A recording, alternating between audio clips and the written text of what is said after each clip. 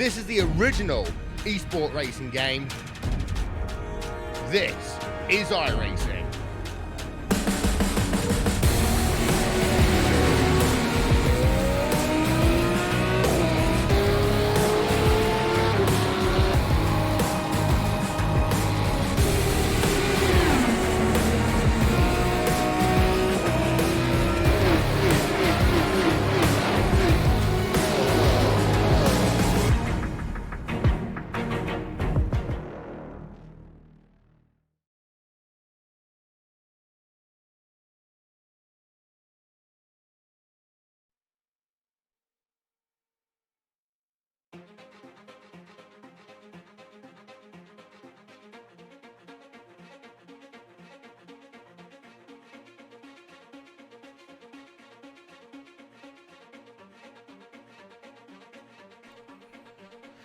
Happy Sunday, ladies and gentlemen, and welcome to the first Triple Crown event of 2019 for the Logykal Classic Indycar Series, the Nucentric Solutions Texas 600K. I'm Randy Chinnett, and it's going to be all me for this one, 248 laps around the 1.5 mile Texas Motor Speedway. And before we go to your grid and other details on the race, let's do a quick little peek about what a lap around this place looks like with Mr. Joshua Baird. And here comes our narrated lap guide. Welcome to Texas for your Nucentric Solutions 600. I am Josh Baird, and I will be giving you the track tour for today's race. Going through turn 1, we will apex slightly later to avoid the bump between turns 1 and 2. The car will get tight exiting 2, and the wall will catch the unsuspecting driver. Going into 3, we will have to time our entry perfectly, or the car will get tight and not be able to reach the apron. We want to avoid the apron here, as it will surely end our race if we bump it. This was your Logykal Classic IndyCar Series track tour. I hope you enjoy the race.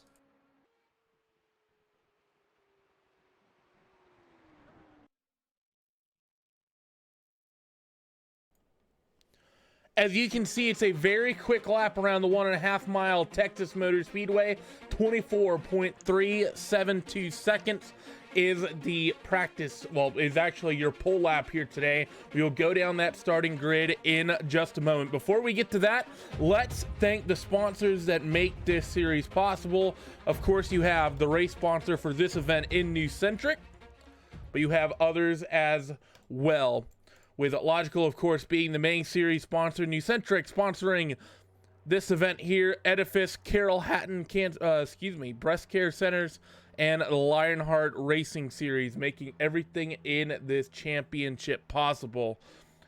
And as qualifying ticks over and comes to an end, that means we're going to have ourselves, everyone getting themselves on the starting grid. So, talking about this race today, it's going to be 248 laps, 600 kilometers, which is what the original event length for this race was way back in the day.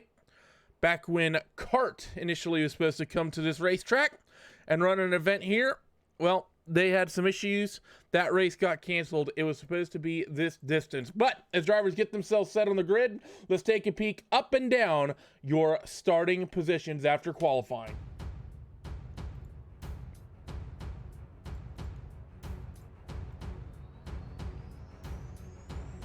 So it's going to be Matt Cook who takes the pole position here with a time of 24.373. Lucas LaVille will be on the outside of that front row. Randy Shoemake and Timo Eisen-Yemi are going to make up row number 2. Robert Grosser and Andrew Aitken on row number 3, with Tristan Hauser and Josh Baird on row 4. Caleb Weekly and Joni Kajanen on row number 5, with Nate Michael and Logan Simmons on row number 6. Mike Gerlicka, Hans Pitkainen on row 7, was Daniel Schoolmeister and Josh Chin on row number 8. Row 9, Marshall Stanley with Alex Take, with Andrew Wood and Matt Molnar on row number 11. Row 12, Jonathan Diggs and Johnny Garrett, Ryan Hellier and Karsten Brody on row number 13. Ian Hoffman and Rory Collins on row 14, with Sam Winton and Zachary Zwar rounding out the tail end of this field. So this is going to be a long event, one of the longest of the season. 248 laps for these drivers, 600 kilometers, running time of 2 hours and 55 5 minutes. This event could go really quick if they get some green flag running, or we could be here a while watching these guys take laps off as the pace car rolls its way out. You have Matt Cook and Lucas Seville at the head of the field. Get active in the chat on YouTube. I want to know, who do you think is going to be strong in this race? Who are your predictions? Matt Cook, always a safe option, as I believe everyone knows. Lucas Seville, also very competitive. Randy Shoemake as well, qualifying very well. Really, anyone I'd say in that top 5 going to be, I think, pretty hard to unlodge. And then some other drivers further down the field that have had maybe not the greatest qualifying here. Name that stands out, definitely going to be that 93 car, Josh Chin, who we just watched a couple weeks back throw away what seemed like a sure victory at Barber away. Has not actually won in this series yet this season, and he's going to be, I think, peeved about that because he's been in position to win 2 out of 3 races. But let's get ready for the start of the 4th race of the season. That iRacing safety car is going to come on towards pit road, and Matt Cook is going to pick up the throttle early. We are green for 600K here in the New Centric Solutions race at Texas. In towards turn 1 for the first time. Top 2 get single filed out. 3rd place is going to be side by side. This is Randy Shoemake and Timo Isanyemi. The entire field behind, fanning out 2 and 3 wide as they come down the back straightaway for the first of 248 trips around this 1.5 mile oval. And through 3 and 4, the entire field's going to come. We get lap number 1 clean and green as you see the field staying stacked up. What a lap for your top 2, Matt Cook and Lucas Seville. Nearly a second in front of 3rd, 4th, and 5th on back.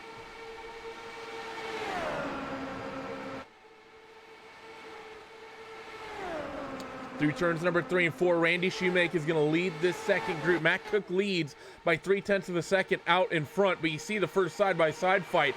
I believe that's the like of Josh Baird. I think that might be Timo Isanyemi and Andrew Aitken in there as well.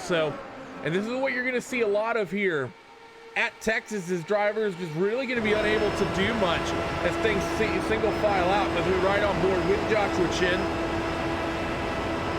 works through 3 and 4, and you see everyone's pretty much able to run that bottom groove, even with the aero push that you typically see here at Texas.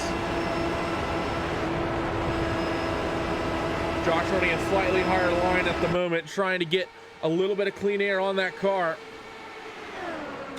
We didn't get a chance to talk about it before the race. Let's take a look at your weather here today. It's 106 degree Fahrenheit, track temperature 67 degree ambient, and it is clear skies, which means that for what's going to be the longest race of the season, we are going to see drivers struggle with tires as Joshua Chin immediately starts fighting with, I believe that's going to be Caleb Wick. No, it's going to be Yoni Kaishinen, I believe, as they work through. No, I take it back. I was right the first time. Caleb Weekly, who Josh is currently fighting with. So not the start Josh would have wanted. He's quickly done nothing but move backwards.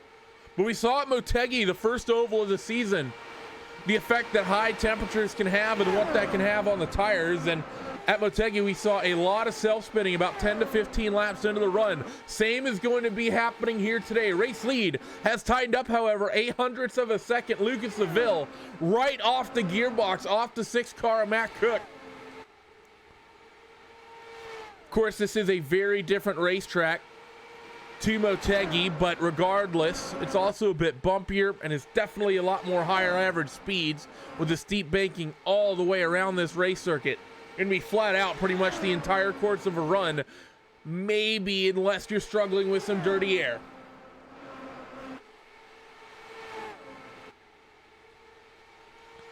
Crossing the stripe now for the 7th time, of 248, starting lap number 8. And through 1 and 2 once again, these guys are just going to stay nose to tail. I doubt Lucas is going to get too aggressive fighting with Matt here, and even if he does, I don't think that 6th car is likely to block too much. Long race here today at 600 kilometers, 248 laps. No point in doing it before we're even 100 laps in, nonetheless before we're 10 laps in. So these drivers will stay sort of single filed out. Second pack, nose to tail, side by side. I saw behind, and we got a car spun. I think that's Robert Grosser in the 3. Big issues here in the opening stint as we got a car going end over end. A replay coming up on your screens now for Robert Grosser in the 3. What happened here?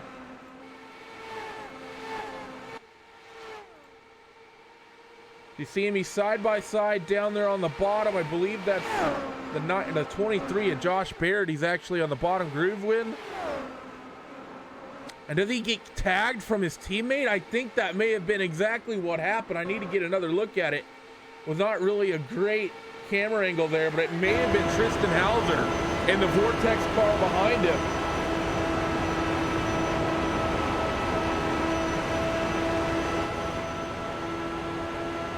You see now Robert out just in front. Does Tristan get into the back of his teammate?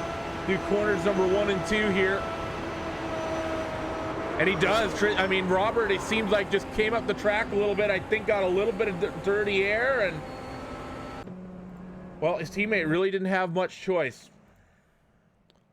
First cycle of pit stops coming through. Tristan's definitely gonna be coming down pit road. Handful of cars actually interestingly staying out. Matt Cook, Luke Laville, Randy Shoemake, Andrew Aiken's in this group that's staying out on staying off of pit road. Definitely an interesting call at this stage of the race. Only 11 laps in. It's sort of the window you definitely could come down pit road and make something happen, but maybe choosing not to. You see our graphics freaking out due to the pit stop. That's going to hurt for Vortex. One of their stronger drivers out early here. And Robert Grosser, he's definitely one of the strong names of this championship. Always fun to watch every single season. And they're probably going to be pretty frustrated with the way this panned out, especially only 11 laps into a 248 mile event, or 248 lap event, excuse me. So, field will work their way through.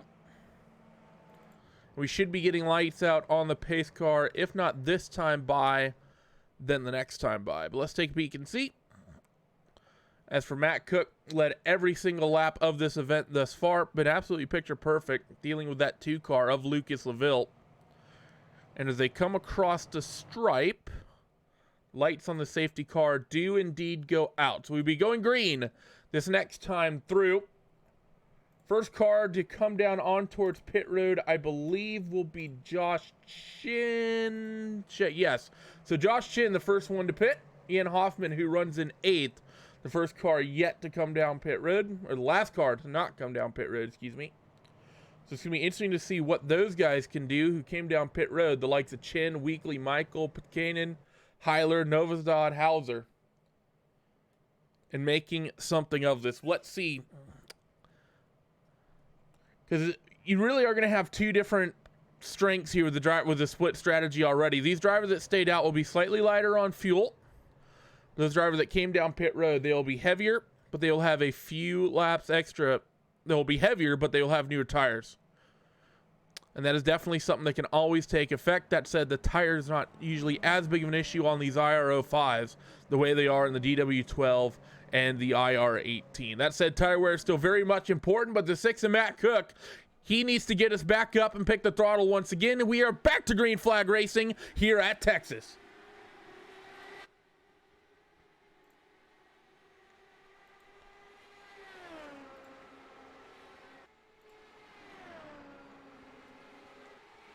So it's a good start for Matt and Lucas. Randy Shoemake a little bit lagging on the throttle here on this restart. Allows Lucas to open up a big gap. Andrew Aiken tries to get back right to the rear of that number 4 car of Randy Shoemake.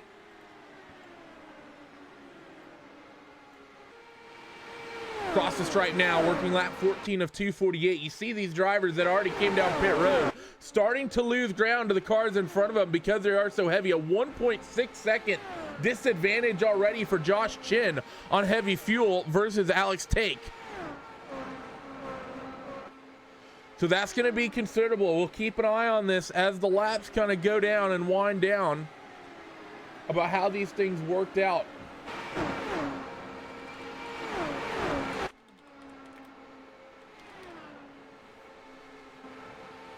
And as we work this restart, we're going to take a quick chat with a driver who was caught up in the incident. Robert, not the way you would have ever wanted this race to go and start out for you. Pretty much nightmare situation for everyone at Vortex starting this 600-kilometer event. Talk me through it. Yeah, that was very unfortunate. I mean, our whole strategy was to take it easy at the beginning, and all I was really trying at that moment was going back to single file to just save some fuel behind Josh. And he was already starting to struggle, that it seems, and he was just, I don't know, he was on the exit getting a bit slow. I had to lift a little bit, and then Tristan behind me had just no time to react, and that was the whole deal. Race over after, what was it, like 8 laps? I don't know. I'm so disappointed. You have no idea. And now talk me through this track today, because it's very similar conditions to what we saw at Motegi. Clear skies and a hot track. That's going to make for some issues in terms of tire wear, especially that right rear is likely going to get beat up. Just the rear tires in general is going to be difficult to keep on the car. How is that going to affect these guys over the course of this 600K event? It will have a big effect. I mean, we were quite fortunate at Vortex to... we were pretty confident we don't have these issues with the right rear tire. But we saw in practice that people have these problems after 15-20 laps. When there is too much heat in the tire, it will start to go away. People have to use the weight checker, have to go a bit slower. So yeah, this will if we have a long green flag run, it will get very interesting about the tire situation. I'm quite confident my teammates will have a very, very good car for today. Well, thanks for joining us, Robert. Huge, again, nightmare situation for you guys at Vortex. Before we let you go, who gets it done for that entire team? Yeah, of course, Logykal Innovative Engineering as our team sponsor. Then, of course, all the guys practicing the whole week. We were doing a lot of practice laps, and then a big shout out also to the title sponsor for today's race, Nucentric Solutions. Thanks very much for sponsoring this race. Well, there he is, Mr. Robert Grosser. Unfortunately, has his night ended a little bit early here today. As this event keeps up, it's going to be Lucas Seville has kept very tight to the rear of that 6 car of Matt Cook, but still not making any moves just yet. Is Lucas Seville, Randy Shoemaker, and Andrew Aitken. Very similar situation, just nose to tail. They're going to run themselves single file pretty much around this entire racetrack. And those are really the 2 closest battles you see out there on the racetrack. A lot of sort of 2 or 3 car groups. You see a slightly bigger one behind that 93 car of Joshua Chin. So who do we have in here? The 15 of Nate Michael, Jan Hoffman, and Caleb Weekly, I believe. Nope, I take that back. Caleb Weekly, Jan Hoffman, Nate Michael, and Johan Kajanen, I believe, is this 4-car little battle. As a slight side-by-side moment here between Hoffman and Weekly, and Hoffman is going to get the best of Caleb.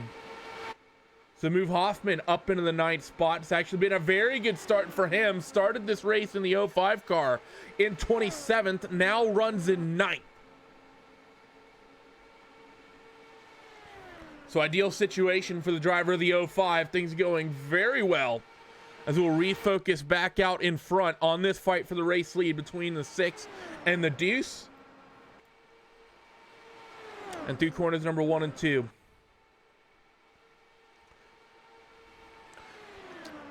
And as we'll be about 10% of the way into this race event, let's take our first one of these of the entire broadcast. Let's do a little bit of RaceSpot TV fan immersion on board with the 2 of Lucas Seville.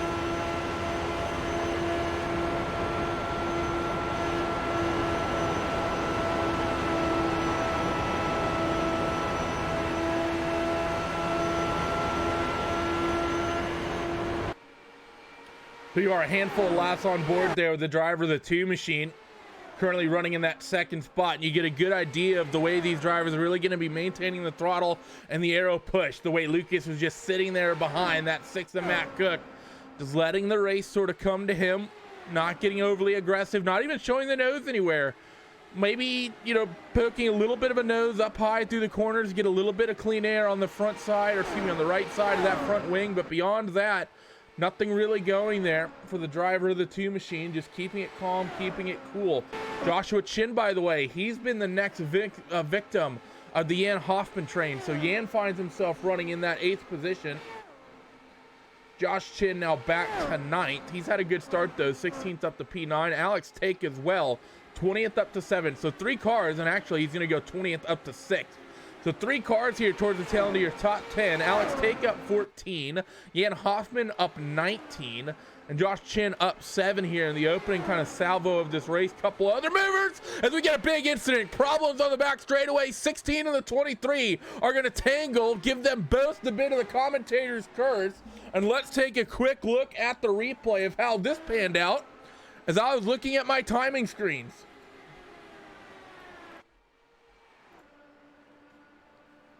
So from the blimp cam, how does this really look? It's Joshua Baird on that upper groove in the 23 car.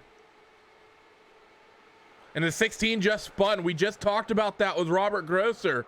The fact that these cars are going to be very, very loose with the hotter conditions, and after about 10 to 15 laps, he mentioned the fact that some of the competition out there was struggling. Watch that on board with Josh Baird. Alex just out ahead of him. And there's nothing Josh can do there to ever avoid that incident. So 33 laps in, and we've seen 2 big issues out there on the racetrack. First one coming between teammates. This one not quite going the same way. Not teammates. I think they will agree. Well, I think they'll be happy that they're not teammates in that respect, but still nightmare situation once again for the drivers of those 2 cars. 34 laps in to an event that you know you would have been putting a lot of practice into. Let's see as drivers start rolling off of pit road. It's going to be Matt Cook comfortably. Looks like Lucas Seville, 1 car in the background having issues also exiting pit road. It was a Vortex car. See who that may have been. Believe this was Tristan Hauser. So let's take a peek at what happened to him trying to exit pit road. Oh, he's got the 27 of Andrew Aitken in front of him. And, well, he sort of made the Randy mistake in Indianapolis Motor Speedway from a couple years ago, except he spun to the right instead of spinning to the left.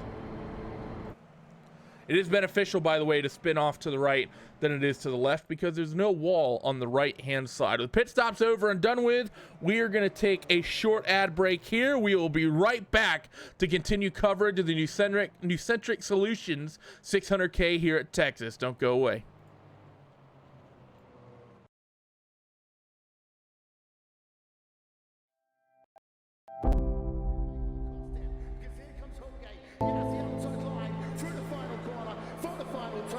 Once again, photo finish here at the Indianapolis Motor Speedway. Will it be Tim Hogan? It's going to be Christopher DeMerritt at the line.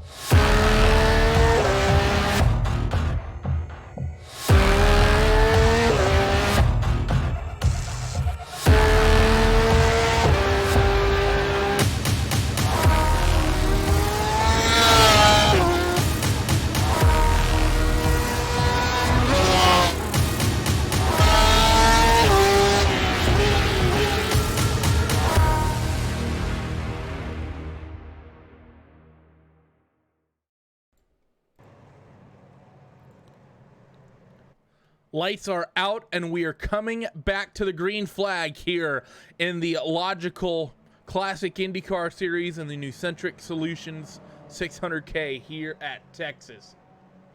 iRacing pace car going to quickly peel down and off on towards pit road. And it's going to be Matt Cook and Luke LaVille at the head of the field. Couple of other changes, though. Jan Hoffman and Josh Chin have got themselves into the top 5 through the pit stop sequence. Everyone on the same tires and fuel. We're back to green flag racing here at Texas.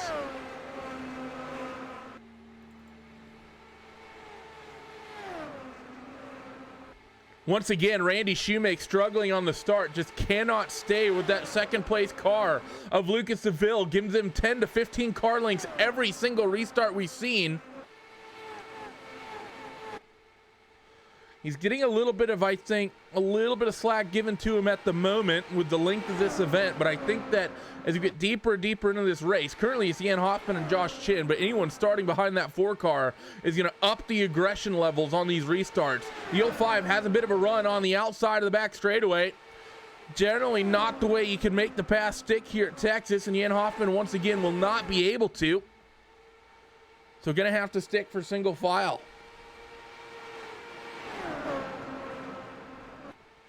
Josh fishes for clean air in the middle line. Yoni Kajan and Johnny Garrett just sit right behind there looking on.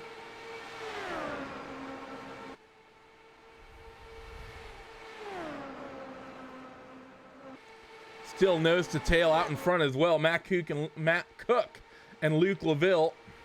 0.07 of a second separate those two as they went that trip around the race circuit. Even closer than this fight for 3 and 4. So up and down the field, drivers able to run relatively close. You also see Josh Shin fighting with Kajan in behind. Johnny Garrett not following far behind that fight either. Next gap is going to be Nate Michael. This is really sort of the end of your lead pack, or really the start of your second pack, I should say. A second and some change on back is Andrew Aiken in the 27 who leads. Nate Michael just dropped 2 positions. Tristan Hauser, after getting in that incident with his teammate on the opening couple of laps, now finds himself running back up in 9th with a relatively clean race car. But he goes to work on the 27 of Andrew Aiken.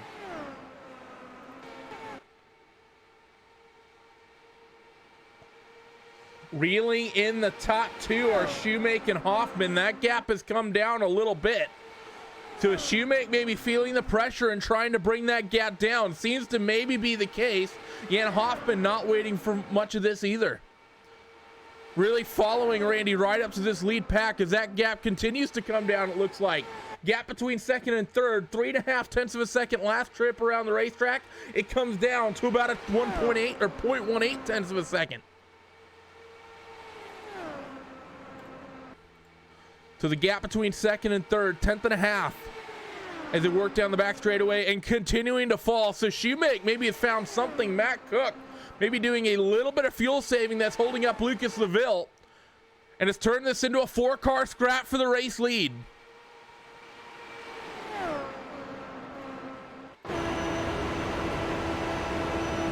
The driver who's going to be struggling the most with all these cars out in front of them going to be Jan Hoffman here running in 4th spot. We've talked about the weather, seen a couple incidents. Well, we've seen one incident that definitely seemed like the hot weather seemed to play a bit of a factor, as it was not very far into the run, and that driver already had issues with the right rear tire.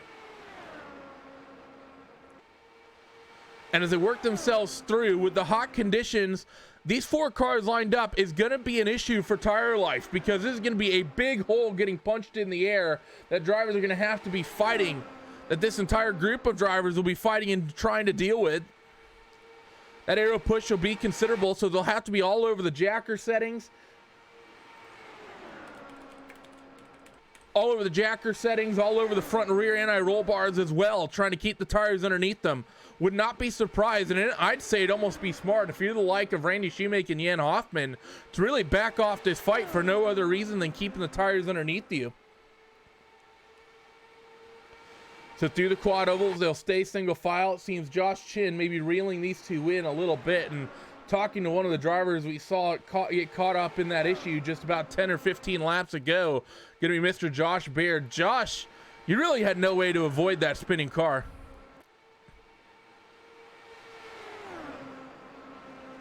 Well, it seems Josh has stepped away for a moment, so We will get with him here shortly when he eventually returns.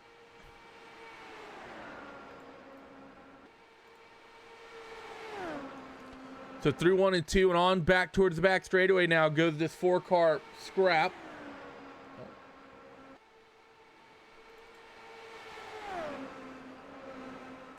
Off of 4, and they will stay single file. So they're aggressive in the sense that they want to stay close to the cars out in front of them, but no one's really looking aggressive trying to make moves here.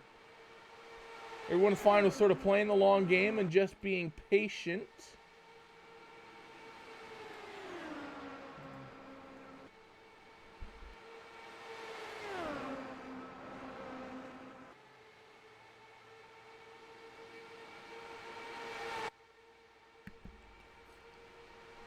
Looking to the top side, though, is that 2-car Lucas Seville in towards turn 1. Not making anything of that. Randy Shoemake sort of followed the same groove. I think these drivers just fishing for clean air any way they can get it.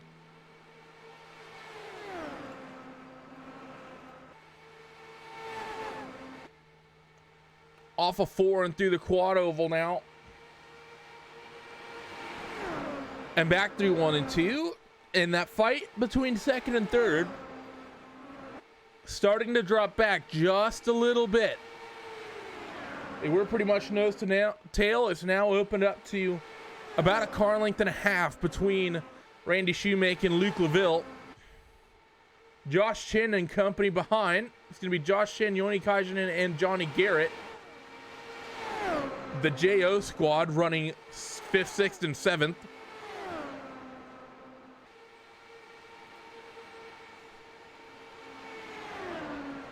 Take a peek sort of up and down the field. This is the fight for the 11th spot. You see Caleb Weekly and Andrew Wood involved with this fight. Look like Caleb all sorts of sideways coming off turn number 2.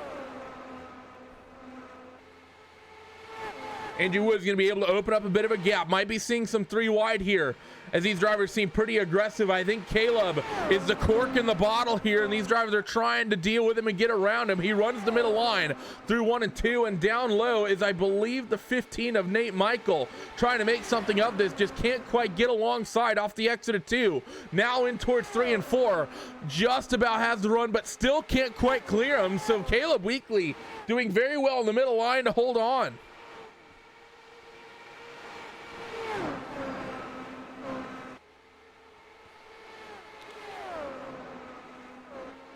And side by side for a moment behind as well. I believe that's Ison Yemi and Logan Simmons.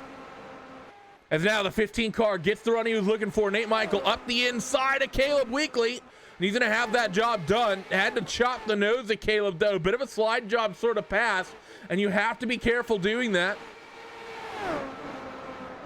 Really are relying on the driver that you're fighting with to not really get into the back of you when you do something like that. I'm going to ride on board actually on this replay with Caleb Weekly, see what he had to deal with here going in towards turn 3. You're gonna see him in towards 3, see the black car on the bottom line get a bit of a run, and just actually he didn't really chop the nose as much as it initially looked like. The first angle really made it look a little bit tighter than it actually was. But Caleb continuing to go backwards as I say that. Logan Simmons can't quite hold the bottom. And this is what's going to be tough. These guys in the mid-pack, their setups aren't going to be as dialed. Of course, those drivers out in front, you know, a lot of experienced names, Cook, LaVille, Shoemake, Hoffman, Garrett. They've been driving this car for better part of a decade, if not a decade. They sort of know how it ticks, what it likes, what it doesn't like. These drivers in the mid-pack struggling a little bit, and actually Weekly, I think, tags the wall off of turn 2. So with the hot weathers, topic that we've been talking about all race long, for these drivers in the mid-pack, this is really where I think the bulk of the incidents should be coming from based on that. Chassis won't be as dialed in. Aero won't be as dialed in. Gearing may not even be as dialed in as everyone else is. I think it's obvious now. Caleb definitely smacked the wall. Seems to be really struggling with the handling of that race car. Now it's going to be the 45 of Jonathan Diggs who goes down to the bottom. Joshua Chin, by the way, got freight trained by the likes of Garrett and Kajanen. So dropping 2 spots to Josh Chin as Aiken and Hauser behind. Still just slowly trying to reel that battle up and in.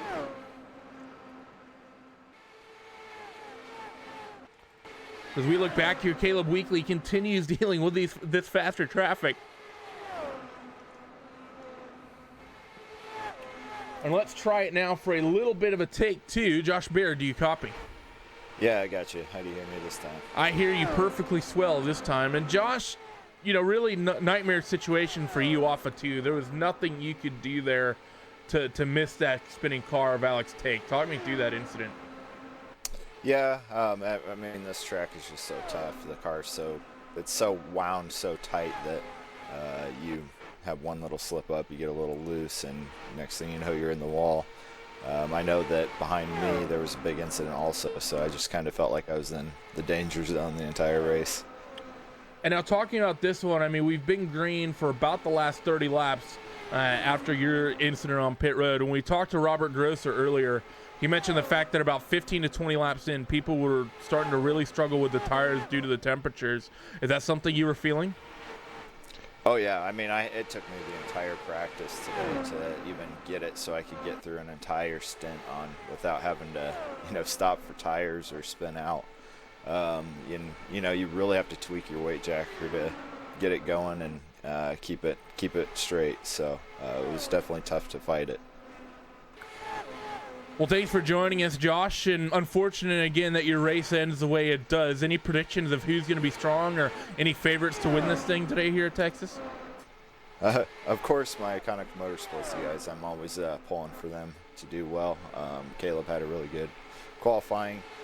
Matt Cook's been doing really well in the practices, but I want to root for Lucas, give somebody else a chance to stand up at the top of the podium.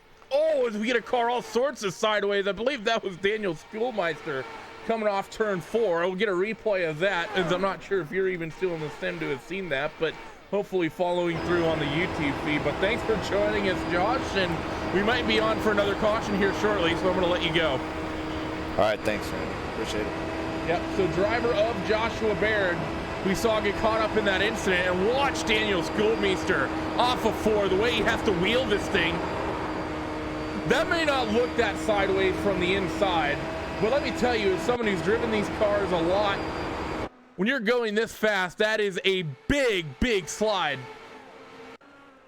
It really was the original camera angle that showed it the best. Hopefully I can find it, as we actually have caution out there on the speedway.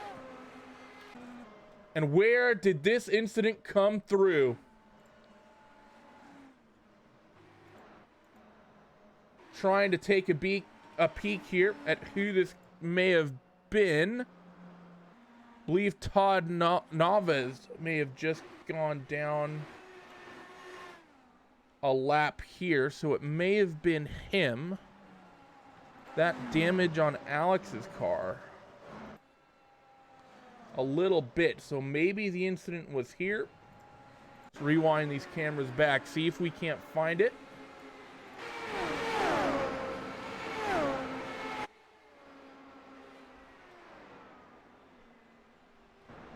Doesn't look like it was Alex or any of these cars anywhere around him.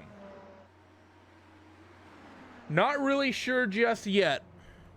But if the field comes down on towards pit road, we'll watch the pit stops, and then we will do another quick ad break, and I will do my best to find what caused and brought out this caution flag. It would have been Logan Simmons, actually, in the 75. I think that may have been who we're looking at here, the perpetrator of this incident. Let's take a look. So maybe I won't have to go to an ad break to find this incident. Has he been down on pit road for a while? He's about where he should be. Oh, is that it right there? Incident on the back straightaway. Didn't really get a peek at who that actually was. But it seems like I've definitely found it. I believe that was Logan.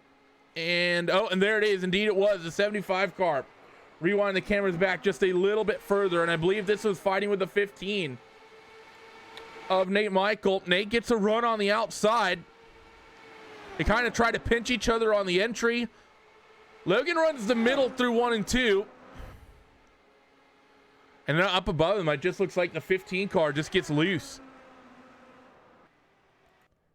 Watch another angle of this on board with the 15 machine. It just looks like he just gets sideways. Watch the hands.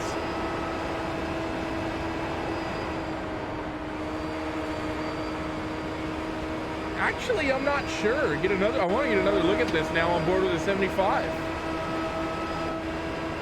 Because it very well may be that Logan kind of came up the track a little bit.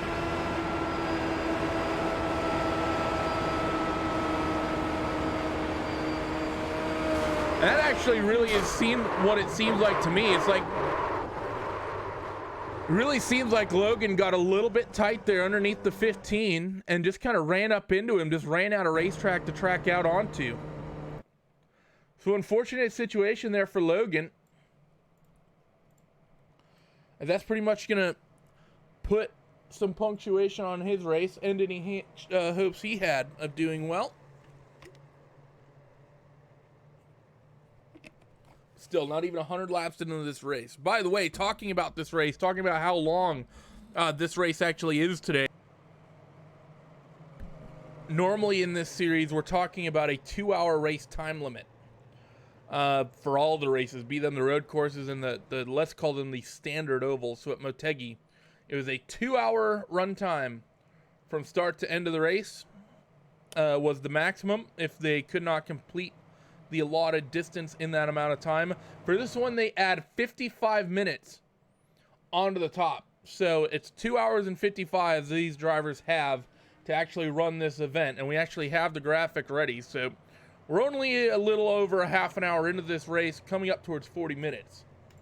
So we are on pace right now to finish this event based on laps. But of course, a big train of yellows could really, really change that up. 178 laps from the end of this thing.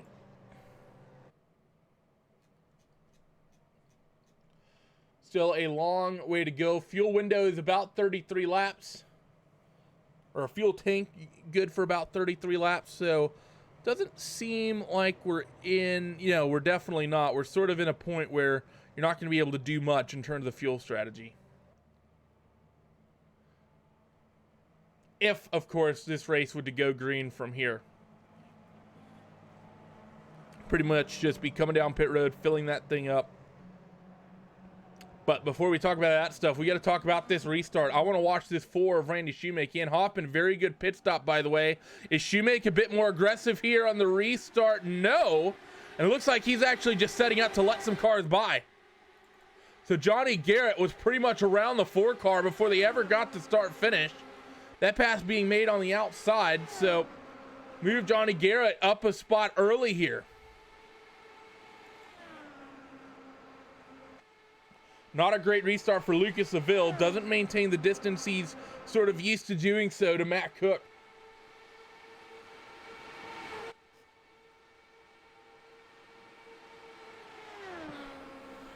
So through 1 and 2, that 2 car runs the bottom of the racetrack. Everyone runs the bottom of the racetrack on these new tires.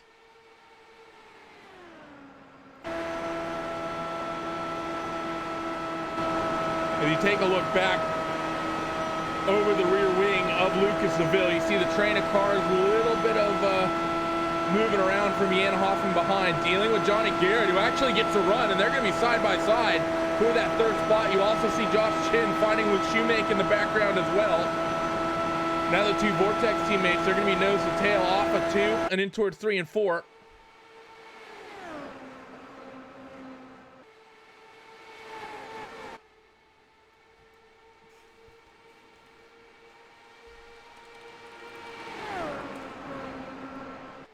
And as the field works its way through, driver who was caught up in that most recent incident, driver of the 75, Logan Simmons. Logan, just really seemed like you two got together on corner exit there. Seemed like just sort of a standard racing incident. Oh yeah, it just, the way it happened, it was weird. My car was sliding, and it looked like his car kind of got loose and hit mine, and that was it. I think it was just both of our faults, pretty much. He just gets to walk out with a less damaged car. Yeah, you really drew the short straw on that one. And I mean, talking about that, we're starting to see drivers actually struggle with that. The first run wasn't really long enough because we got that early yellow, but now we're sort of seeing sort of a pattern of incidents after sort of X number of laps that people really start struggling with the handling. I mean, we saw a couple of cars with some big slides even before your guys' incident. Do you think we're even gonna, it's likely that we even see a big, say, 80, 90, 100 lap, green lap run today, or do you think we're pretty much gonna be stuck in this 30 to 40 lap window? It's hard to tell because of the fact of the track. I mean, it doesn't look like it's going to change much, but and you still got, I believe, still over 100 laps, over 150 laps to go. So, I mean, anything can happen now. 172 to go. 172. Okay, cool. Yeah, I mean, you can still put rubber down that could help out the tires. I was having to put a lot of downforce in being back there. That whole thing back there, there was a lot of comers and goers like Andrew Wood and Timo Isanami. They were moving. Well, the guy Nick that I got involved with, him, Daniel, and Caleb were falling back. So it was definitely turning into being who rises to the top at the end of the run. And I'm talking about this racetrack. It seems like you guys are really kind of stuck single file. Seems mighty difficult to make passes on that upper groove. Is that just going to be the situation all race that you're kind of stuck having to really block the bottom if you want to hold on to a spot? Actually, no. Whenever you get late in the run, like we were talking about with the people like Nick and them, we were able to go around the outside, and I mean, it depends. Like I said, it's all dependent on tire wear, downforce levels, everything that you've got compared to the guy ahead of you. That's how it's going to be for today. I mean, it's hot, track's bumpy, slick, plus the car is slick as well. It just never grips the track that much. Well, thank you for joining us, Logan. Sorry once again on your race coming to a premature end, but before we let you go, who gets it done for that number 75? The Rain Race podcast would be my main sponsor. And my family support me. There he was, driver of the 75, Logan Simmons, one of the handful of drivers whose race has come to an unfortunate end. We are going to do a couple of laps, though, of RaceBot TV fan immersion. Get ready to be immersed on board with the 4 of Randy Shoemake.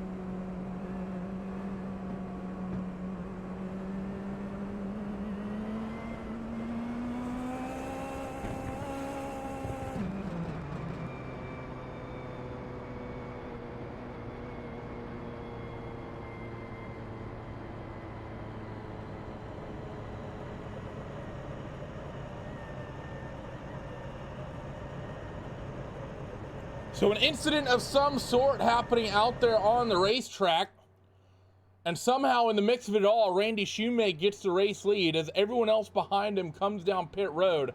Let's see if we can find the source of this caution.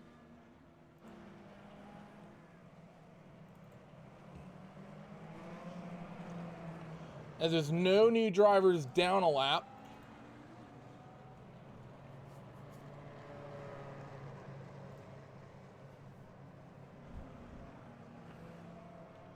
So as drivers begin to cycle out there on the racetrack, I'm keeping an eye on my timing screen to see who it may have been. who got caught up in that incident. I see one driver with a long stop on pit road of Marshall Stanley. So we will rewind the cameras back a ways, see what's happened to the driver of the 25 car. That doesn't seem to be the case.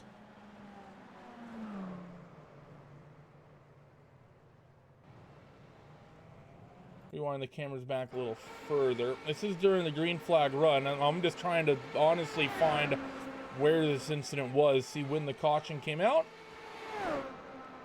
As I had stepped aside for a moment to get some water. It is a long race here today.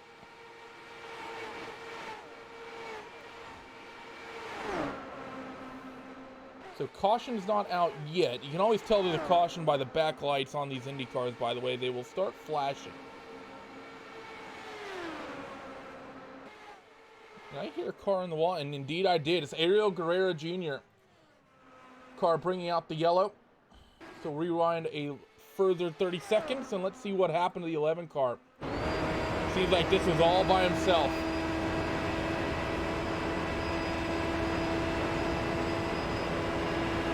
So the independent driver through turn 1 and 2 just pushes on the racetrack all by himself.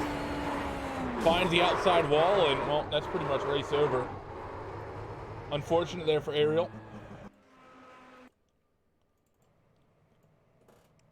But Randy Shoemake going for the split strategy here, stays out instead of coming down pit road, which means that he's now going to inherit the race lead.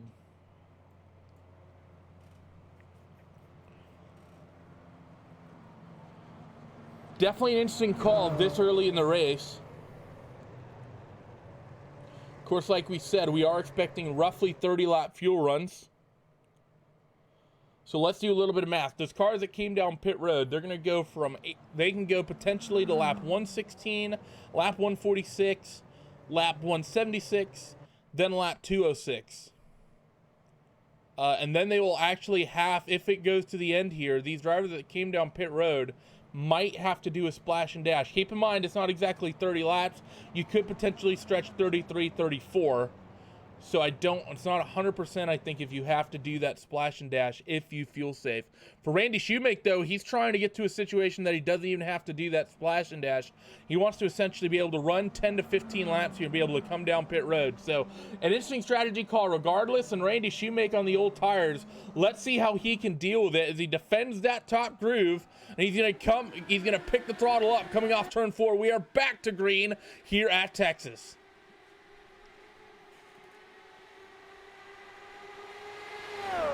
Good start for Shoemake. Cook and Hoffman not able to really maintain the gap.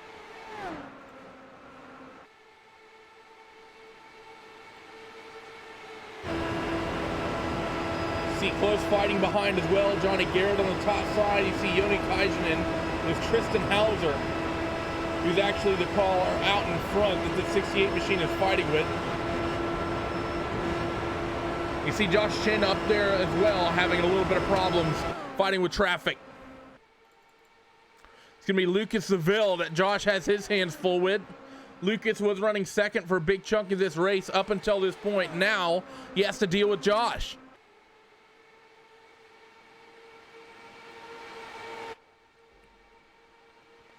Josh, two of the big movers inside of the top 5. Jan Hoffman has gone from 27th up to 3rd. Josh from 16th to 4th.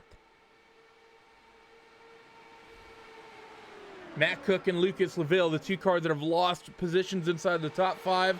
Matt Cook's back 1 from his pole position start. Lucas back 3 from his second place start.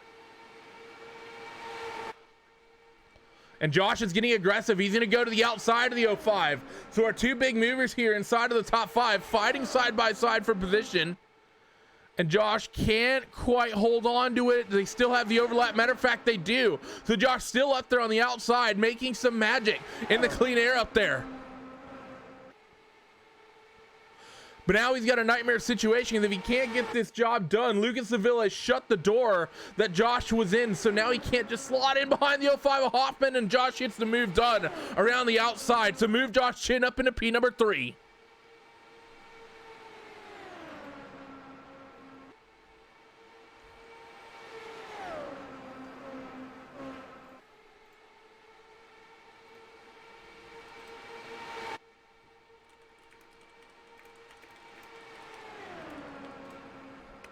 So as these drivers work their way single file here, Josh settling now into the third spot. We kicked off that, well, we went to caution during some race spot fan immersion. Let's do a little bit more. We'll ride on board with the two of Lucas LaVille towards the tail end of this lead pack.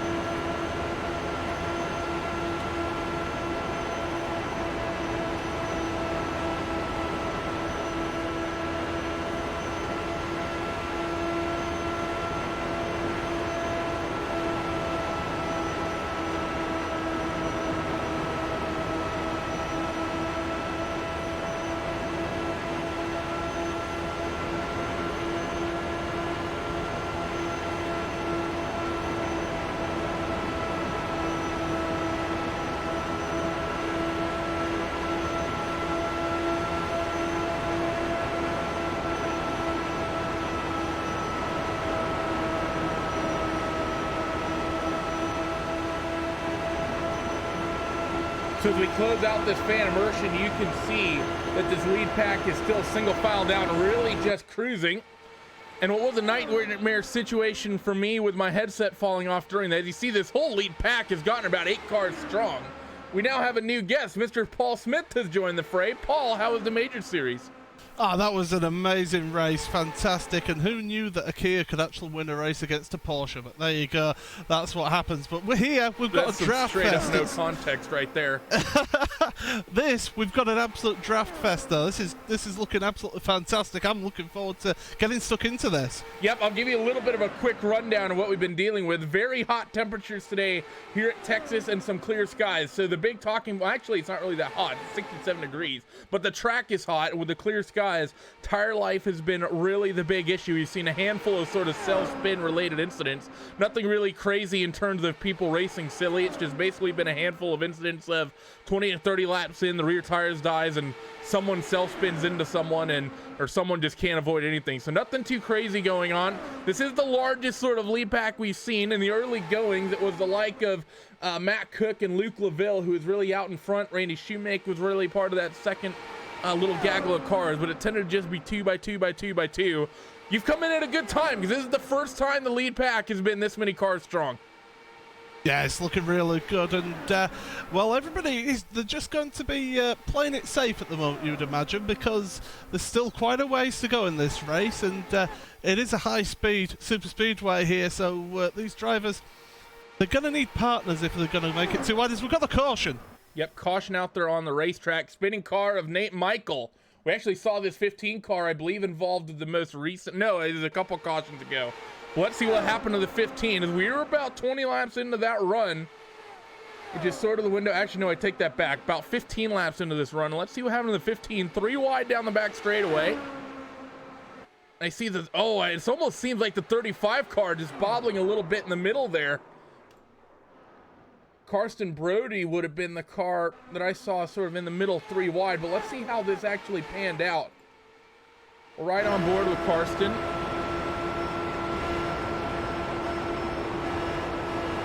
So off of 2, they sort of fan out 3 wide. Yeah, look at the run that he gets off of 2 there into 3, but the 3 wide, and he has to just try and check up a little bit, and there's a little bump of tyres there. That's what sends the 15 up into the wall. Yeah, we'll get another angle of this. We will go with, I will click the blimp button because I haven't used it yet this broadcast, so we will. So let's see how this actually pans out, because I'm not actually sure how that Vortex car in the background managed to get such a big run and even make this 3 wide, but really it seems like the 15 car just checked up the 35, and that's going to stack him up. Carson, I think, realizes really late that he's 3 wide. And then, well, I think at that point, I almost think the 15 car, I don't think there's much he can really do there, Paul. I don't think the incident is in and of itself his fault, but no, he almost has to. I think he really has no real choice this early in the race, but to sort of back out of it. Yeah, it was unfortunate that happened, but that's how it goes sometimes in racing like this. Pit party going on at the moment out of the pit road. How they're going to be? They're going to be 3 wide at a pit exit. Well, they'll have to sort that one out between themselves, really. But really, we'll have to see what changes that does to the order here. Well, it looks like it's going to be Matt Cook and then Randy Shoemaker top 2. Hoffman cycles into 3rd after that close moment with Shoemaker. And actually, did someone stay out on the racetrack? Marshall staying? Yes, he's taking the wave around. He's already, he's currently down 1 lap, so he's getting back on the lead lap. So that's pretty standard. But Paul, I know that IndyCar stuff usually isn't your foray. Do you need to? Do you need a quick IndyCar 101? Maybe it'll help some of our viewers as well. As Seth says, #blame Randy. I think that is because I showed my my wallpaper in the background. Have you actually seen my wallpaper, Paul? No, I have not, and I'm scared. I'm scared. Feed. I'm scared to look, but I'm looking at the production feed here as we. Well, yes, it is blame Randy, and quite right. We do that, but I think my IndyCar knowledge, I watched from the mid '90s to about the early 2000s, then lost access to Indy. Well, it was more kart and Champ Car that I saw, and then we lost access to it on British TV. So I've only just been able to get back into IndyCar this season. So it's been a while. Yeah, it's been a while. You are dating yourself, by the way, saying when you were able to watch these races. I remember Nigel Mansell was the reason why I started watching IndyCar. I think basically you and everyone else in the UK is an IndyCar fan. That's pretty much why. So yeah, I mean, this has been pretty much a straightforward race. That's really the first sort of big incident we've seen thus far. We do have a time limit on this event, Paul. It is 2 hours and 55 minutes. We have ticked off, I believe, 1 hour and 2 minutes. Let's make sure the graphic actually lines up with that. And we're kind of roughly there. Actually, no, we're about an hour in. So we're about an hour in. 2 hours left to go is on as per the timer. But I don't think that's going to be too much of an issue, because really for these guys, they take off a long run out of nowhere and suddenly 70 laps have gone by in about 20 minutes. Well, that's it. When you can get a decent amount of green flag running, then you suddenly find that you're just racking up the laps, and that's why you sometimes don't need that time limit, but sometimes it can get a little bit caution heavy, and the time limit is needed. And I'm talking about this race. It's 600 Ks. Which, normally for a 500K road course race, we're talking about 3 hours, sort of in that ballpark. But do you think because this race is so much longer, you think some of the drivers that do some of the other, say, endurance-style driving, like many of the Vortex cars we have in the field, Josh Chin, I'm sure there's a couple other drivers up and down that have probably done some of the endurance stuff. Do you think they're likely to have much of an advantage? I was just about to mention Josh Chin, actually, with his experience of endurance racing. So I think those guys, that to a degree they will, but the high speeds and the forces that will be going through them through the turns in terms of the amount of steering, I think that will be something else, though. Yeah, it definitely will be, as the iRacing pace car for, I believe, the 5th time today will come down on towards pit road, and Matt Cook will be back in the race lead in that 6 car. So back to green flag racing here, working lap 107 of 248. Actually nearing in on half distance. Field will say pretty much single file, maybe a little bit of side by side in the background, but no, they single themselves out quickly. It's actually the second and third is going to be where we see the fight, as Ian Hoffman wants to deal with the 4 of Randy Shoemake. And we've been seeing this, Paul, actually every time we've gone green. The 4 of Shoemake just is not good on the restarts. Yeah, looked to be a little bit slow on the restart there, and it's for the others behind to try and take advantage of that, but they're not able to do that. He's now able to get up to speed as that 4 and to move through and try and catch back up to your race leader, and that's exactly what you're seeing here. But they're going too wide, further back here, and down to the bottom. Nice little move here, using the draft of the cars in front of that car on the high side. We'll have to just slot back in.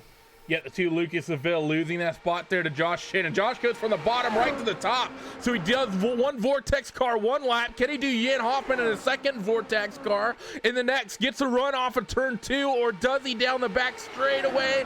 Still has a little bit of overlap. The 4 of Randy Shoemake, he defends the bottom. He doesn't want Ian Hoffman trying to make a run and trying to pass himself while trying to deal with Joshua Chin. So still side by side, and great racing from Josh. He makes that move stick on the outside, puts 2 Vortex cars in the rearview mirror in 2 laps, and now he's going to go and fight with the 4 of Randy Shoemake.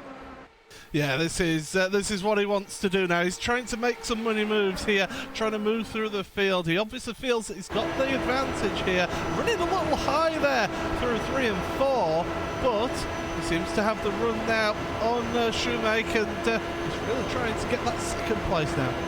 Yeah, hasn't quite been able to get up there to the 4 of Randy Shoemake. Still running that second line. Is actually going to cut it back down to that middle line and towards the bottom. Maybe a little bit of a wiggle. And this has sort of started stacking up the cars behind. So as they currently run a couple of AeroX cars, Josh has been a Banshee / AeroX driver in the past. Currently runs under Team Talent. Then a trio of Vortex cars. And it just seems like a gaggle of everyone else from about 7th place on back. So our big lead pack that we saw before we went yellow, Paul, has returned.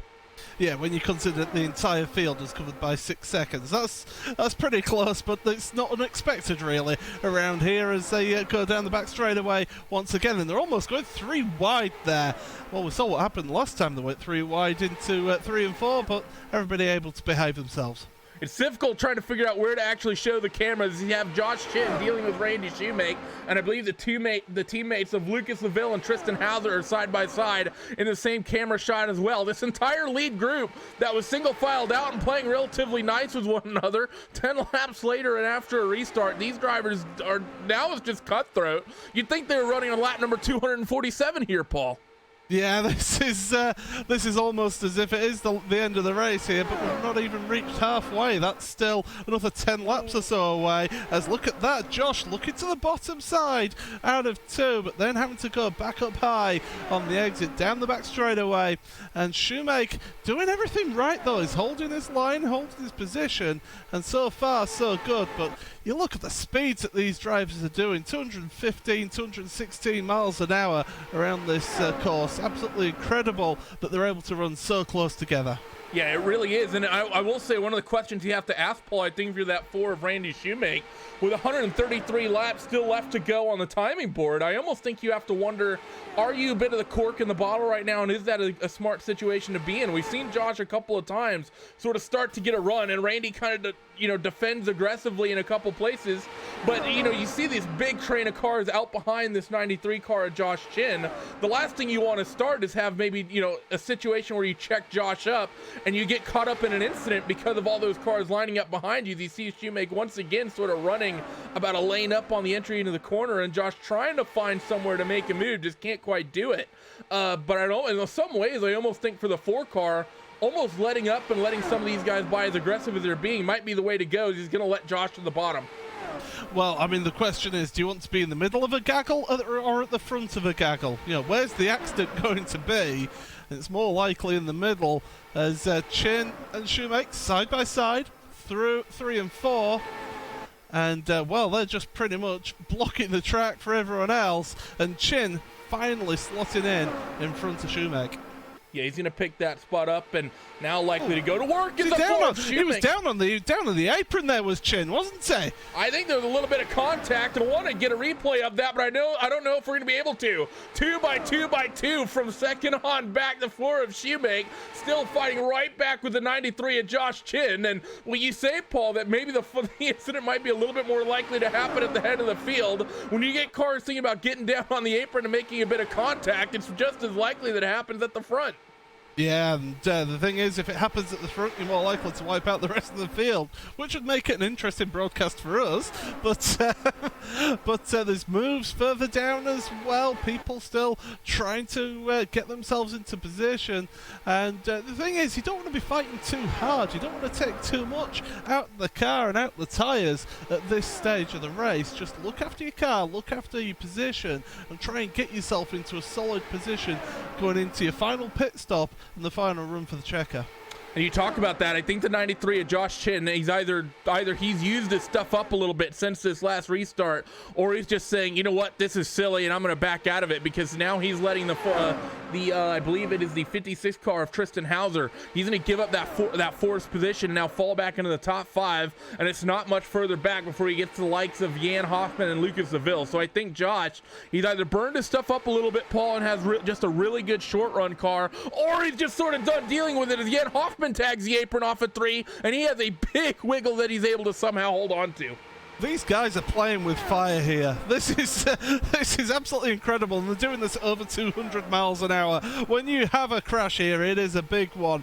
And, well, Hoffman, he'll be breathing a sigh of relief there that he was able to hang on to that one. But look at that, 2 wide for third. Yep, 2 wide for third and fourth, as I believe that's going to be Andrew Aiken and Tristan Hauser. Vortex car trying to spoil the Aero X party, who currently run 1, 2, 3. Yeah, these guys are just trying to play a game of chicken almost at times. Not really my idea of fun at 200 miles an hour, but there you go. But these guys... You're a touring car fan. You're very much a fan of chicken. Yeah, but we're at a much lower speed. It doesn't hurt as much. That is definitely true. Definitely not going quite as quickly as these guys work their way through. Kind of a 3-car scrap for that third spot at the moment. Randy Shoemake has sort of become a slight part of it. You see him trying to pull that 27 car. His teammate up alongside using the slipstream. The 56 of Tristan Hauser is trying to hold that outside line. We've seen a couple passes happen on that upper groove as we are officially half distance here at Texas. And it can't quite clear that number 27 of Andrew Aiken, can Tristan Hauser. Josh Chin is still lurking there in that 5th spot. Now those Vortex cars, though, have sort of caught him back up. So look for Josh maybe to fall back a little bit based on what we've seen. But, well, the 56 of Hauser doing well up there on the outside, Paul. Yeah, doing a great job, and really trying to hold his own out there as well. He's not got any partners coming up there to help him out in terms of the draft, but I'll tell you what, he's obviously got some pace in that higher line, and maybe trying to clean up that higher line as well for later on in the race, perhaps. It is definitely one of the talking points. We mentioned the fact earlier, rubber always getting put down onto this racing surface, marbles as well, and that's going to be something these guys are probably going to be thinking about and dealing with, as either Jamie Wilson or Simon Trundell throws into the chat, #blame Randy. All I have to say to that, well, I can't say what I was going to say on the live stream because we will get in trouble because our Discord is not safe. I will just say James is superior is what I will say here. But the 56 car of Tristan Hauser, single filing out, and now this lead gaggle starting to calm down just a little bit, Paul, as the fuel load is going to start feeling a little bit light since we've gone back to green flag racing. About 20 laps into this run, a little over 20 laps in, and importantly, the tires will have gone on and fallen off as well. Only about 10 laps before we expect pit stops. Yeah, absolutely. These guys just absolutely just full throttle all the way, and they are pushing these cars to the limit. Great shots when you see that static camera of just the cars flying by, and 2 wide again, 3rd and 4th, Hauser and Aitken, and those two, you just see that the cars flying by. Brilliant stuff, but Texas Motor Speedway, it always delivers something for us here, and these two, I think they're just trying a little bit too hard too soon. You're too early in the race. Yeah, it might be just a little bit the situation that they're just pushing a little bit hard. But then again, it is one of the things for these guys, Paul. These cars don't feel the aero push quite as bad as the likes of the DW12 and the IR18, so they can kind of hold it side by side a little bit easier than what you see currently in the racing these days. The thing that's amazing to me, Paul, is how fast this car is going, given how much it sounds like the Kia. It sounds nothing like the Kia, I can tell you that for sure. But these guys, yeah, they've got those bioethanol fueled engines, turbocharged, of course. They Actually, I don't think these gen cars were turboed. Were they not turboed? Were I think that came in. Aspirated? Yeah, I think that came in with the DW12, if I remember correctly. Oh, right, okay. Let me get a Google. Knowledge. Well, while you're doing that, I'll keep an eye on the racing here. We've got a little bit of changing further down, but that's a couple of seconds behind this gaggle of 9 cars as they're going around 1 and 2. And just basically, just everybody feeling each other out, getting through the motions, trying to keep in that lead gap, that lead pack. And do you know what? The front 4 are just making a little bit of a break there over Jan Hoffman and Josh Chin.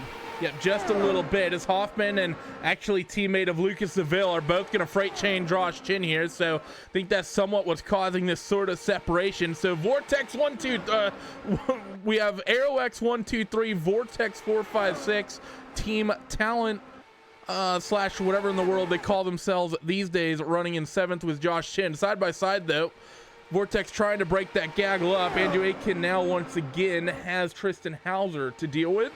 Tristan still unable to do it, and I was incorrect. Not only were they not turbocharged, Paul, they were actually V8s. Oh, really? There you go. You learn something new every day. I don't know if it would have been possible for Paul to sound less interested, but that's beside the point. As we now cross the lap 135 threshold here, and still working their way through. This is really just an aggressive line of cars, Paul, waiting to hit pit road for his green flag pit stops, because we really are there in the window as Hauser's able to get to the bottom of Aitken. Yeah, great little bit of maneuvering there. Get that bottom line. It's suiting him at the moment, but they're still going to keep it too wide. I think you were right about Josh Chin with being better on the short run, though. Oh, checking up there, almost in the wall, was one of those cars. Unbelievable stuff. And that was the 05. That was Jan Hoffman. Yeah, Jan Hoffman, who's ran his way through this field to get his way up to the front, started 27th, and I believe that was dead last for what we started out. But let's see what in the world happens to Jan Hoffman here off of turn number 2. Oh, it was the apron again, wasn't it? Oh, no, it was Hauser in front of him. If you watch him, I don't know if he caught the apron or something else, but Hauser in front of him just checks up, and how he's able to keep that car onto the wall.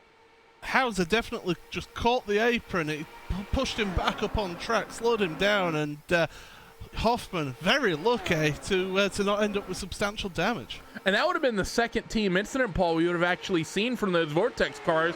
Actually, the second one involving Hauser, because in the first 10 laps of the race, Robert Grosser and Tristan Hauser, they were sort of nose to tail, and Robert had a slight incident, and there was not much Tristan could avoid. Just wasn't in any position to avoid, didn't have time to react whatsoever, and that saw Robert Grosser get sent out of the race.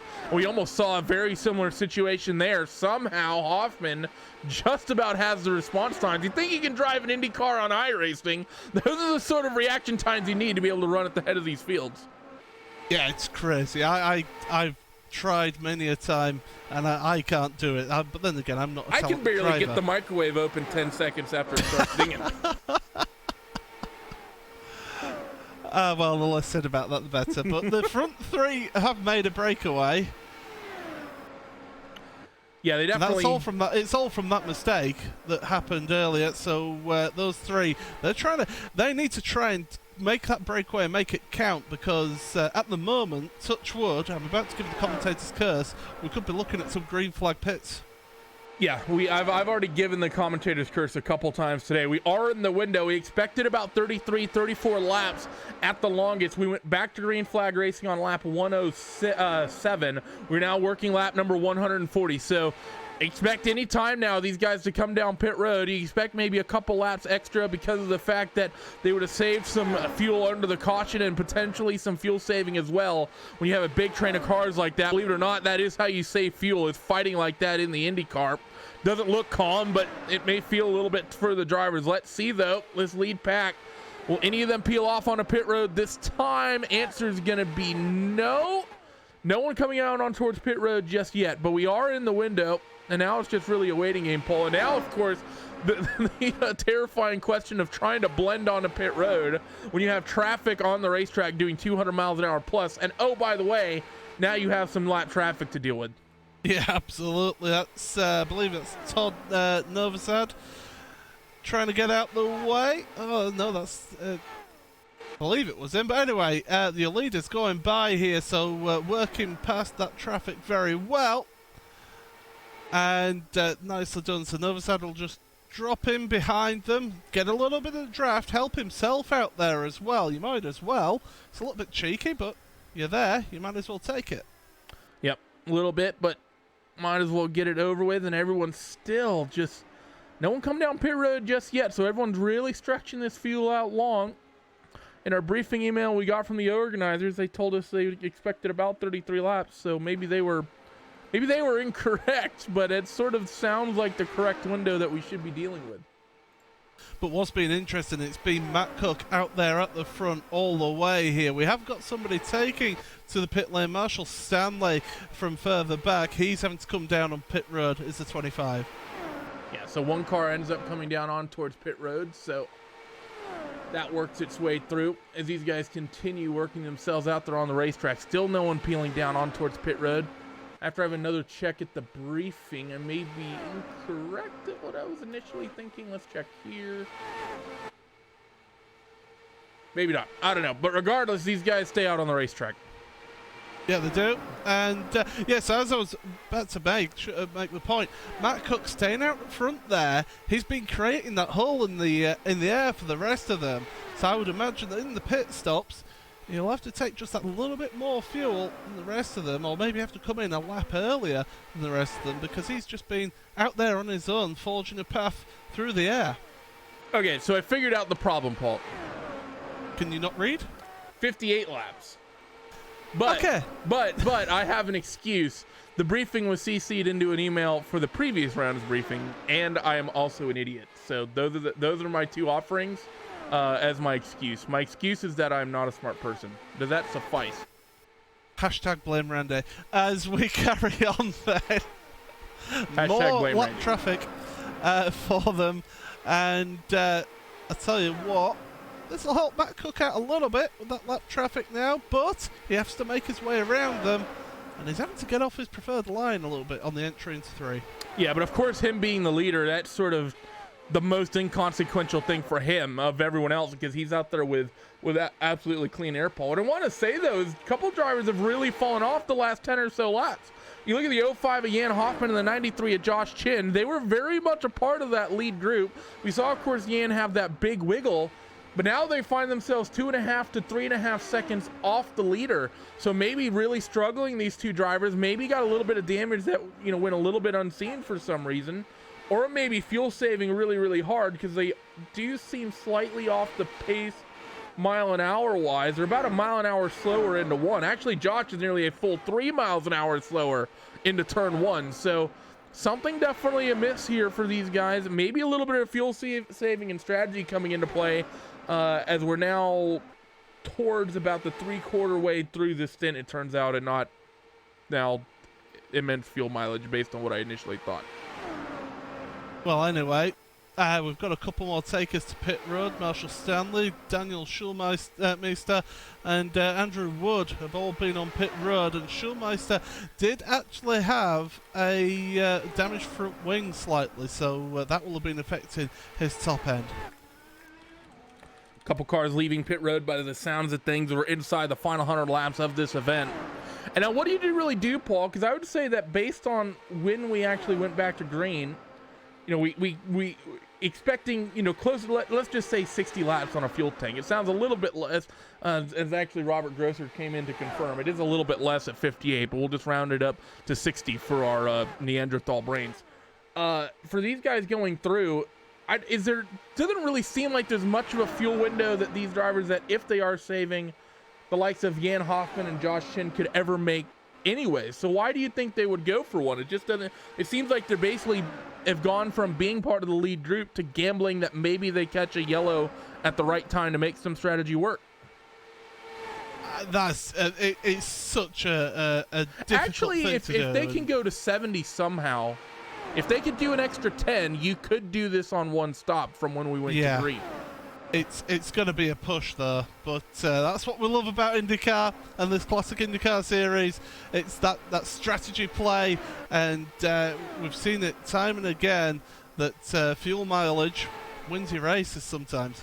Yep, and we'll have to wait and see. So just to remind everyone, we went back to green flag racing on lap number 107. We're expecting what should actually be 58 laps on a fuel tank at about the max, maybe 60-ish. So we're expecting drivers on pit road somewhere within the next 10 laps for scheduled service. But there's still a couple question marks out there, the likes of Joshua Chin and Jan Hoffman, who have just dropped off considerably from this lead group, as well now as the 56 of Tristan Hauser has dropped off that lead pack to the tune about 30 seconds. And the thing that's interesting to me, Paul, is that these drivers, they were so aggressive trying to stay with the race leaders that you know that they wouldn't have been saving hardly any fuel. They spent about 30 laps of this stint really pushing and trying to fight for the race lead, and now we're about 3/4 of the way through. They've dropped off and seemingly gone full fuel save mode, unless they've gotten damaged somewhere that we haven't seen, and that's what's affecting the pace of those cars.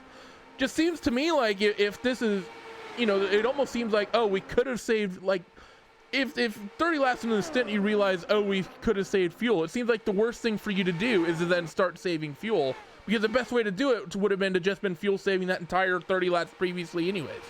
I have been having a look at those cars. I can't really notice any damage to them, but Jan Hoffman has actually dropped Josh Chin in these last few laps, so he's right in the back of Tristan Hauser, who's battling away for 5th place now. So the front four have made a break, and then there's 3 seconds between 4th and 5th, and a further 1.8 from 6th to 7th. So those gaps have been occurring on track, and I don't know. Strategy is such a big thing, and if you can do it on one less pit stop, you're going to be absolutely singing. So I do have the mile per hour graphic up for these drivers. You take a peek at Josh Chin. Highest speed you actually reach will actually come into turn 1. Josh Chin does about 213, 214 miles an hour. He actually decelerates, by the way, through the quad oval, which is rather unusual.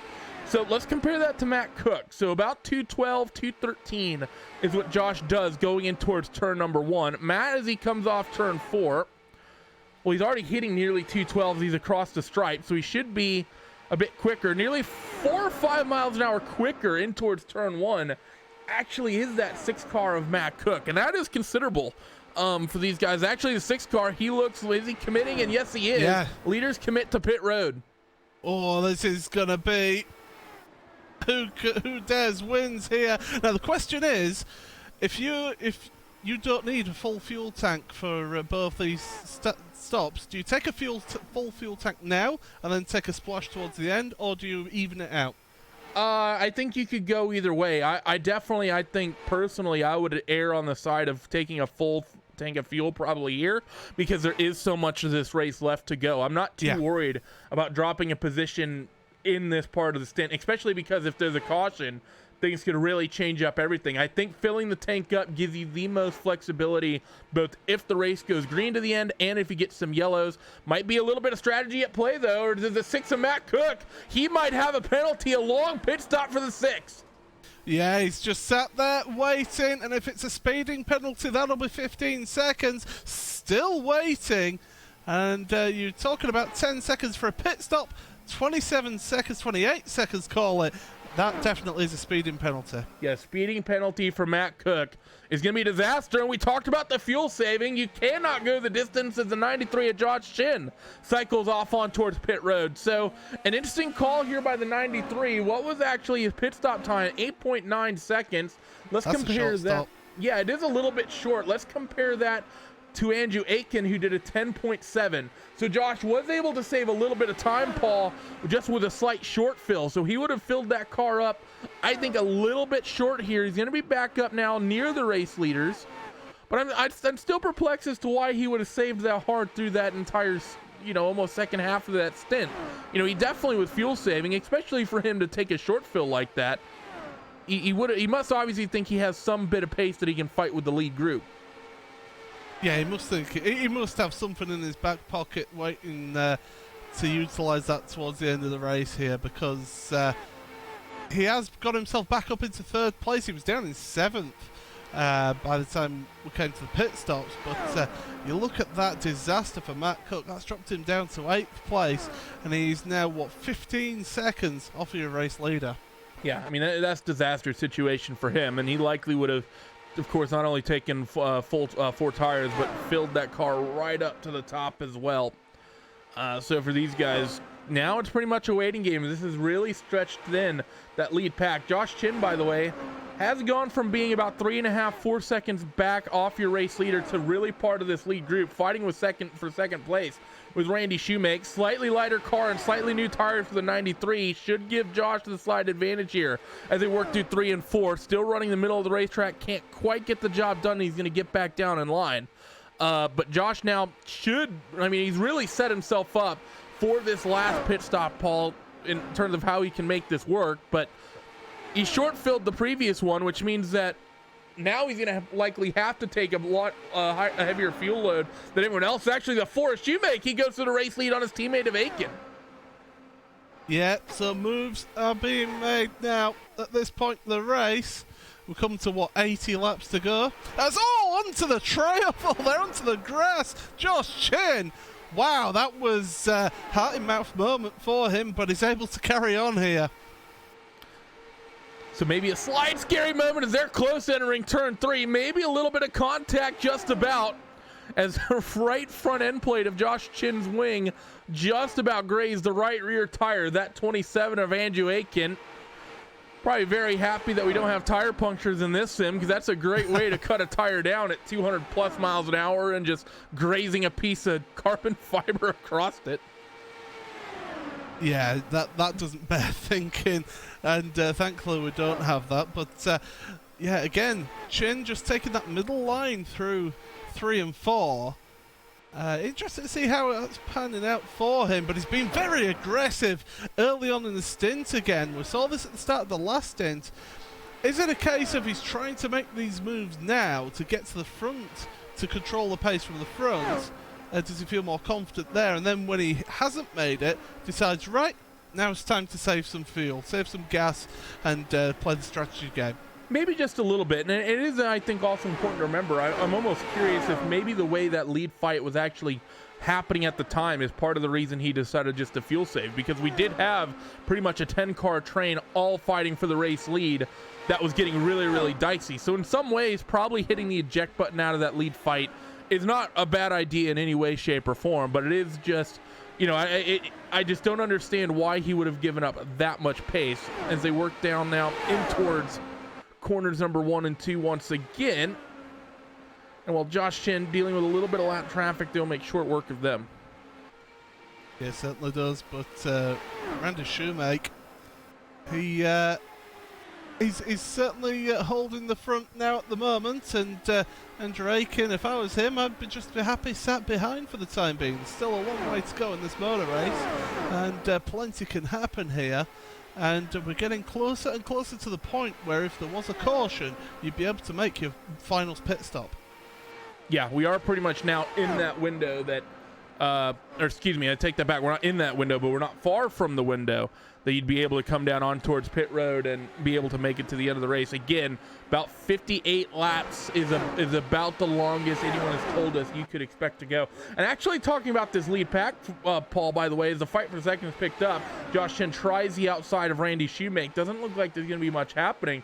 Pit stops did not go well for actually almost everyone in that lead group. You look at what happened to everyone. Matt Cook had an issue on pit road. All of the Vortex cars seemingly had a nightmare as well. Tristan Hauser's now dropped off the lead lap. What have you seen? That was close. He was almost into the back. That was Chen. But I will say I did notice a couple of drivers having to reverse into the pit stall as well in that last pit stop. So yeah, as you mentioned, bit of a nightmare for people with pit stops that last time round. But Chen is looking very super aggressive right now. Yeah, pretty much all the cars having some sort of issues. The 05 of Jan Hoffman, by the way, is 3 laps down. I actually think what happened to Jan Hoffman, if you remember, Paul, we saw him have that issue where he went up the racetrack and it seemed like he may have grazed the wall. I think he probably would have been getting repairs as Josh Chen is trying to find any line to take this race lead away, and Aitken is just defending everywhere. Josh takes a very sort of let's call it a centric line through 3 and 4, tries to pick up a bit of momentum and a bit of run in towards 1 and 2. He'll try the outside, but I don't think he's gonna be close enough just yet. Can he get the run off 2 though and make something of it in towards 3? He gets the run. Aitken defends low though, and Josh is gonna go back to the high side in towards 3 and 4, but still no overlap for the 93. Yeah, he's trying everything he can, and he's certainly thinking of every opportunity he can take here. But Josh, he's getting his front wing is nearly there, but he's just not quite getting enough alongside. And maybe that lap traffic is going to help him out here with the draft on the leader. But now it's a case of where's that lap traffic going? It's going high. Oh, just coming down a little bit mid-corner. And that's the nightmare situation, because that lap traffic, if you're Josh Chen, ideally keeps itself up high and you just have a quick 3-wide moment. But of course, dealing with lap cars, you're talking about people who may be struggling with the handling of the race car. They may not feel comfortable holding that thing along the outside right up against the wall, as Aitken is sort of slaloming a little bit down the back straightaway, trying to get Josh to budge. Josh basically says, "Nuh-uh, I'm not scared. I'm going to hold this outside line." The Forrest Shoemake is going to slot it up the inside of Josh Chen, actually off of turn 4. So maybe the pace of that 93 Camaro car is starting to fall out of it, Paul, as we saw this from the last stint as well. But can he keep now with what is just a 2-car pack, or is Josh maybe just letting the Forrest Shoemake through and he's just going to fuel save here at the tail end of these 3 cars? I think it'd be wise just to maybe just sit back, just gather himself, let the car just settle down again, maybe get the heat in the tyres that little bit come back towards him, to then make a push later on. Or maybe just sit there now, get that fuel saving done, so that when you come into the pit stops for the final time, or they'll hope for the final time, then that will give him every opportunity he can to come out the top. But at the moment, the 3 of them at the front, they're showing an incredible pace, because you look back, it's 11 seconds back to Andrew Wood in 4th. Yeah, so Andrew Wood is way back there. The pit stop sequence not working through it. As we start approaching what'll be the last stint, of course we got to get the sponsor plug done and through with for Nucentric Solutions. Nucentric Solutions is proud to sponsor the Oval Triple Crown race here at Texas. Nucentric Solutions offers managed IT services to small and medium-sized businesses in the Southeast United States. For more information to see if Nucentric can provide your company IT solutions, visit us at www.nucentric.com. So good to see them, Paul, really hopping in and supporting this Triple Crown, and especially this first leg of it. The other 2 races at Pocono and at Indianapolis, as is tradition, but them putting in Texas is sort of a bit of a wild card, because a lot of the, we typically see these Triple Crowns in all the IndyCar races. Typically it tends to be one of the big 2-milers, either Fontana and Michigan, and then Pocono and Indianapolis. Seeing one of these 1.5-mile races is actually kind of refreshing and good to see.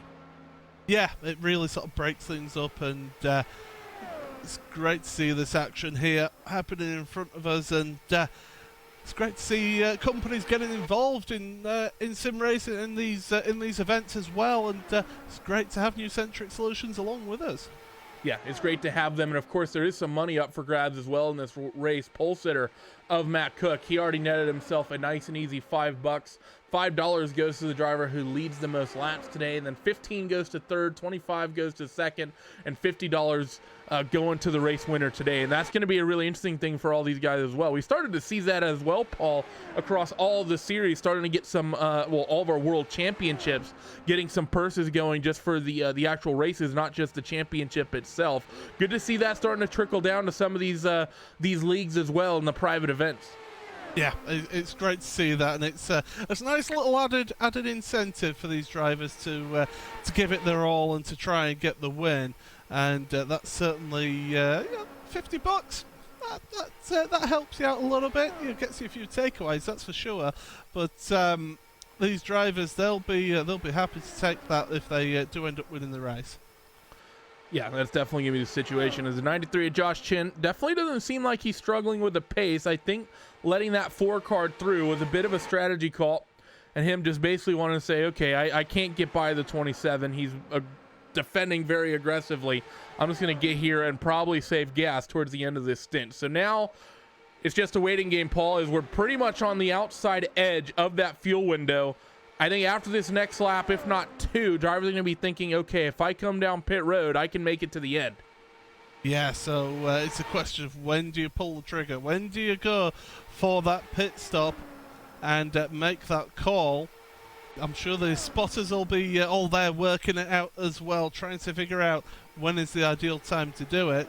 Or do you just hang on as long as you possibly can, hoping for a caution to help you out and get you a free pit stop? Yeah, I mean, there's definitely a couple ways you could sort of go about this and approach this. Lap 163, lap 164 was sort of the pit party lap. So it's only been about 30 laps. So there's a couple ways I think you can play this as smart, Paul.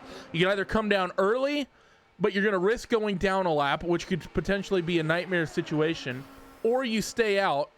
And then by doing that, you pretty much guarantee yourself the situation that you will always be on the lead lap if a yellow comes out. I think the smart play here is just to stay out until the end so you don't get locked down a lap with a yellow. Yeah, absolutely. It's especially if you're in that front group, you basically just play it out, see how it goes as long as possible, try and extend your stint and to make that work for you. But certainly as the second place 4 car taking a little bit of a different line through 3 and 4 there. These drivers just still keen, and Randy Shoemaker's still taking those little different lines, and obviously his car handling that a little bit differently to your race leader Andrew Aiken, to where he's having to just take those slightly different lines, maybe adjust your weight jacker and other adjustments that are on board as well, because those adjustments are crucial in this IndyCar. Oh, they always are. And for those who are unaware, really a handful of adjustments these guys have to work with. As the 4 car of Shoemaker pushes a little bit through 1 and 2. Not sure if Josh is going to make anything of this, and no, he's going to opt not to. But a handful of adjustments. You have the weight jacker that has 20 positions, what is pretty much labeled as left to right. That actually changes the right rear ride height in the car. You go down on it, it'll lower the right rear. You go up on it, it increases the right rear. Going up will make that car looser as you put a little bit of preload on that right side, make the car turn better, but of course could make you spin a little bit. You also have front and rear anti-roll bars that you can adjust in the car as well, make softer and stiffer. That will affect the handling out there on the racetrack. But of course you also have the pit stop adjustments as well, Paul. You have tire pressures, which is of course the universal thing across all the cars, but the unique thing for these Indy cars, and really I think most of the single seaters we have on the sim, but especially for these guys given the speeds they're going, wing angle adjustments. The front wing is typically the wing you will generally play with, but you can actually adjust the rear wing angle as well, but it takes a little bit longer on pit road. Doesn't really increase the pit stop time at all if you change that front wing angle, but it can take a considerable amount of time to swap out that rear wing because it is a little bit more of an involved process. See that in real life as well. You'd have had to really, if you're going to change that rear wing angle, you would have done it really in the first 60 laps of this race. There's no way you're going to be playing with that rear wing angle coming to this final pit stop. Maybe you might adjust it with the front, but for the most part, these race leaders, they pretty much have these cars locked in. No, yeah, absolutely. These guys, they'll be pretty much, as you say, as they want it. If they're getting a little bit loose, they'll take a little bit of front downforce off. If they're getting a bit tight, maybe put a little bit more front downforce on. But as you say, all those other adjustments that's available to them as well, that'll help them adjust and make the car feel how they want it to feel, because this track, it's always rubbering up. The track temperature, it will certainly be increases. Well, 99 degrees is the track temperature at the moment out there, so these drivers, they'll feel it towards the end of the stint. And right now, Randy Shoemaker's just happy, just sitting in the gearbox of the leader right now. Yeah, and Josh Chin seems pretty happy sitting about a 2 to 3 car lengths off the back of that second place running car. And as we get ready and probably start expecting pit stops happening here shortly, Paul, we haven't done one in a while. Who's your pick for the RaceSpot TV fan immersion? I think it's going to have to be... actually, I'd have a look at Matt Cook, because he's coming back up through the field and he's challenging for 4th place. All right, so let's do it. Driver we've not seen in a little bit since his incident on pit road and his speeding penalty. Let's ride on board with the number 6 car of Matt Cook here first on RaceSpot TV fan immersion.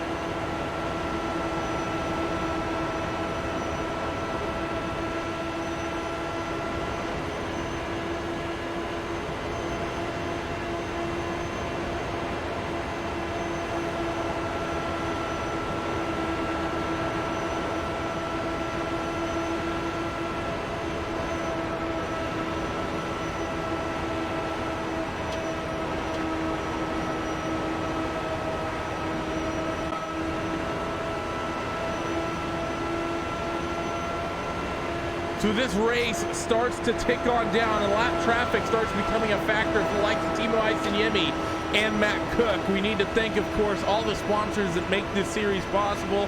Once again, we talked about New-Centric Solutions just a moment ago, but Logykal being the title sponsor of the entire series, Edifice, Carroll Hatton Breast Care Center, and the Lionheart Racing Series. Thank you to all of them for the support that they show this series and for the entire iRacing scene in general. As laps have counted down, though, we now have pit stops officially starting to take place. Joshua Chin has come down pit road for his final pit stop of the race. He's now back out on the racetrack circulating once again, Paul. And with a pit stop of 8.6 seconds, seems like he was probably in the realm of drivers splitting the difference on the fuel strategy. You talked about that when everyone was coming down pit road of, do you take a heavy fuel load now? Do you take a light fuel load if you go half and half? The thing that is important to remember on these Indy cars is it takes about 6 to 7 seconds to replace the tires. And no matter how many, how little fuel you have, that 6 to 7 seconds is, a standard. You can't do anything about that. So for these guys out in front who did the the full fill, they may be in a situation that they need such a short splash that, you know, the tires will essentially be wasting time for them. Yeah, absolutely. And then it comes the question of, can you actually run to the end on these tyres? That would be a bit of an ask, if I'm honest. But I think you would just take them. Yeah, you have to take the fresh rubber. And the thing is, because they're staying out longer as well, with the fresher tyres, they'll be in a better position towards the end of the race than Josh, who has taken that pit stop. Of course, he's put himself a lap down now with that pit stop, but he'll be praying, really, for no caution and for these guys having to do a green flag pit stop. Yeah, and not only are these guys staying out later so the tires will be in worse condition, they also came down pit road earlier in the first pit stop as well. So it is a slight advantage for Josh in that respect. It wasn't a big change, but it was there. It was only, I think, a couple of laps, if I remember correctly, the delta between that group and Josh. So how this is going to fan out is going to be really interesting. You do have, by the way, what's going to be interesting to watch is Matt Cook and Timo Isin-Yemi are just behind that 93 car, Josh Chin. Now, even though Josh is technically a lap down, you know, these are three very competitive cars that were part of that lead group and that lead fight before issues on pit road really separated out what seemed like it was going to be a 10-car scrap to the end of the race. Yeah, absolutely. And these guys, they'll, on the one hand, they'll be slightly annoyed that they're behind the heavier car, but that car has got fresher tyres on as well, so he'll be able to maybe just hold in front of them. And those guys actually behind may be thanking him to be there, because it just gives them that little bit of extra fuel saving, although right now they may be looking to make their way by Josh Chen. Let's wait and see how this pans out, because of course pit stop's likely happening for everyone here in just a little bit. You know, you really are at the outer edge, I think, of the fuel window now, especially when most drivers would have came down pit road. It would have been, like we said, lap 163, lap 164 for the bulk of the field. So you add kind of 60 onto that. You're looking at about 224, 222, somewhere in that realm. So only about 6 or 7 laps down from when they come down pit road, Paul. I think for these two, I think, you know, both of these drivers are experienced enough that they know that they're really not going to be able to do much of reeling in that gap to the drivers out ahead of them. I don't think they're going to get too dicey trying to get around Josh whatsoever, because they know that car is fast. Yeah, absolutely. I think because they know that and they're aware of that, the fact that he was able to fight with them for that lead gaggle, that's exactly why they'll maybe just say, do you know what, we'll just sit behind and get that little bit of extra fuel save. Worth pointing out, 54 laps now for the two leaders out the front on their stint, so they are getting towards the end of their run here. So we will keep an eye on them, and actually, as I say that, we will do a quick refresher for Joshua Chin, who came down pit road a couple of moments ago. 30-second pit stop time with an lane trip time with an 8.6 second stop. Matt Cook in the background, he's going to peel down off on towards pit road. And do we see either the other Aero X cars entering the pits? Yep. Yes, we do. So one lap later, over their teammate of Matt Cook will be the twin Aero X cars. Cook's round. Oh, disaster for him. We stay green, but still, absolute nightmare for him onto pit entry. We'll get a quick replay of this to see what happened to the 6 car. I need to rewind the cameras back a little bit further. And this, I think, was him probably, we talk about the rear tires, and it can be difficult keeping your car up to speed down there on the flat. We'll come back to the live pictures because I want to follow how people are looking in terms of the pit stop times. Andrew Aitken, we're talking about 8.6 second or so stop for Joshua Chin. And Aitken, 7.7, but he's going to actually spend more time on pit road, 31.9 seconds through the pit lane. What about Randy Shoemake? Almost identical to Joshua Chin, as I think Chin might already actually be by. Yeah, he's by. He's in front. And Chin is making his way through the traffic as the slow-moving 6 car of Matt Cook. He has to get out the way. And Chin, as Asinime is on pit road now for his pit stop. So Chin is now your race leader.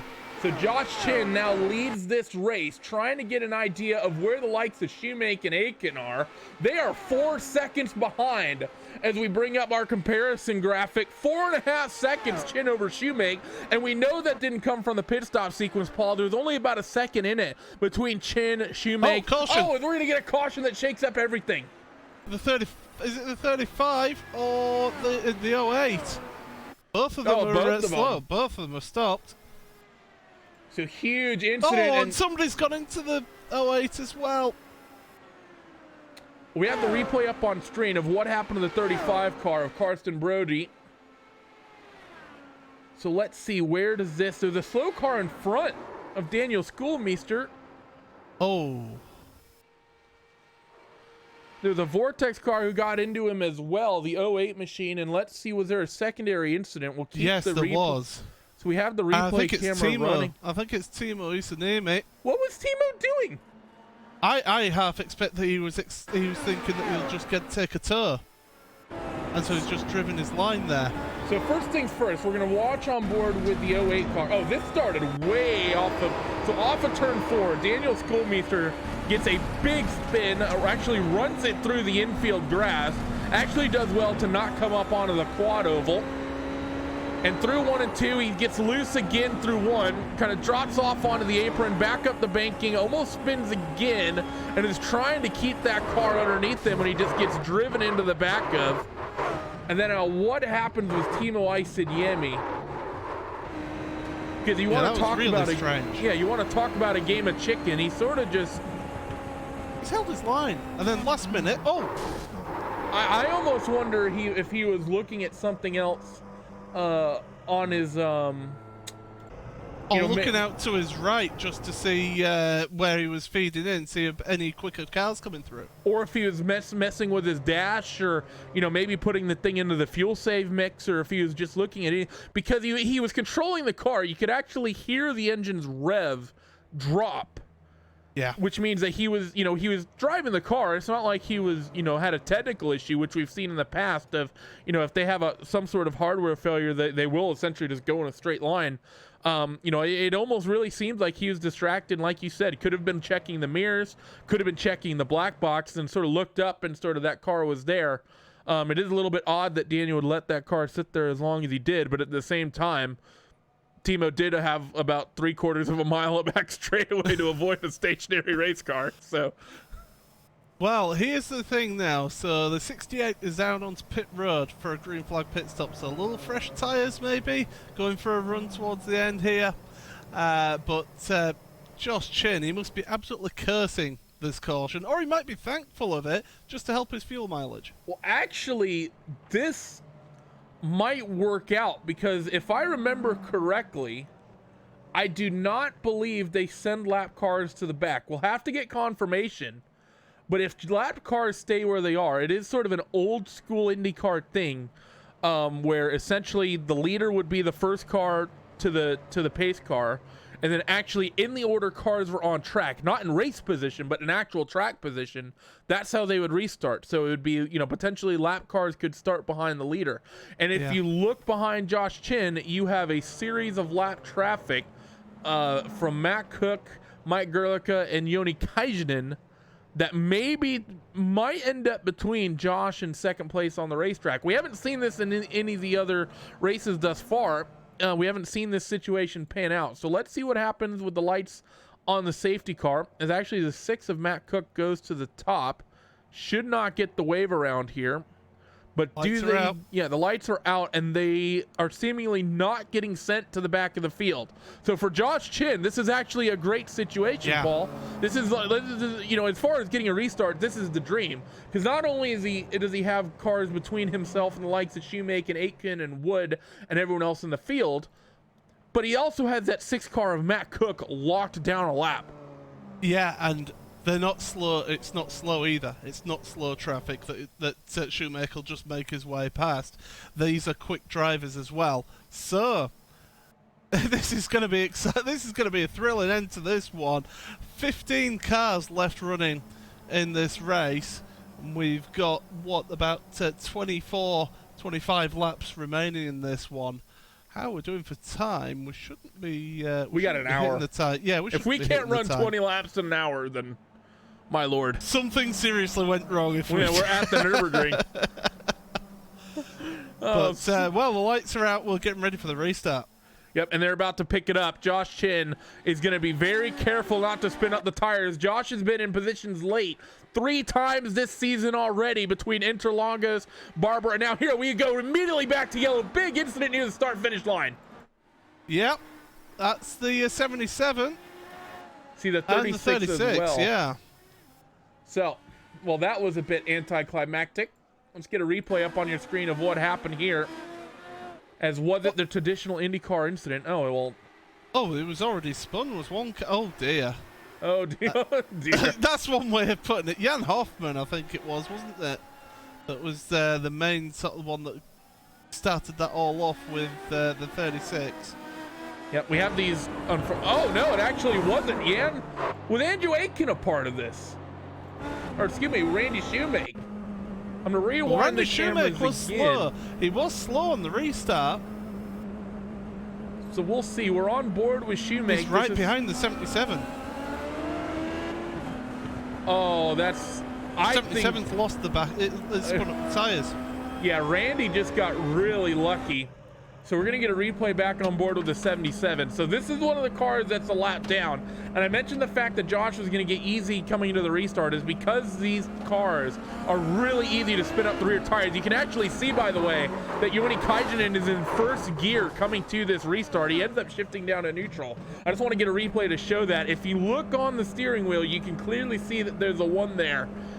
If you compare that to everyone else, you see a lot of 1s. It's not uncommon for some people to gear these cars 4-second gear on the restarts just because of this. But that 4 car of Randy Shoemake does get a little bit of damage, Paul. He does get a slight tap because you can actually see the texture on the car change after that car spins. I'll show it on the replay again. If you watch that number 4, you can see that Randy does pick up a little bit of side pod damage, which may affect the pace of that race car. Man, it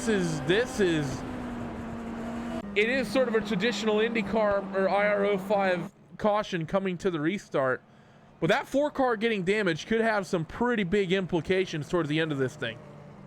Yeah, that could end up just losing them. Even just 1 mile an hour, 2 miles an hour, that's all it takes around a super speedway like this, and before you know it, you're falling back down the order as a number of cars taking to the pit road.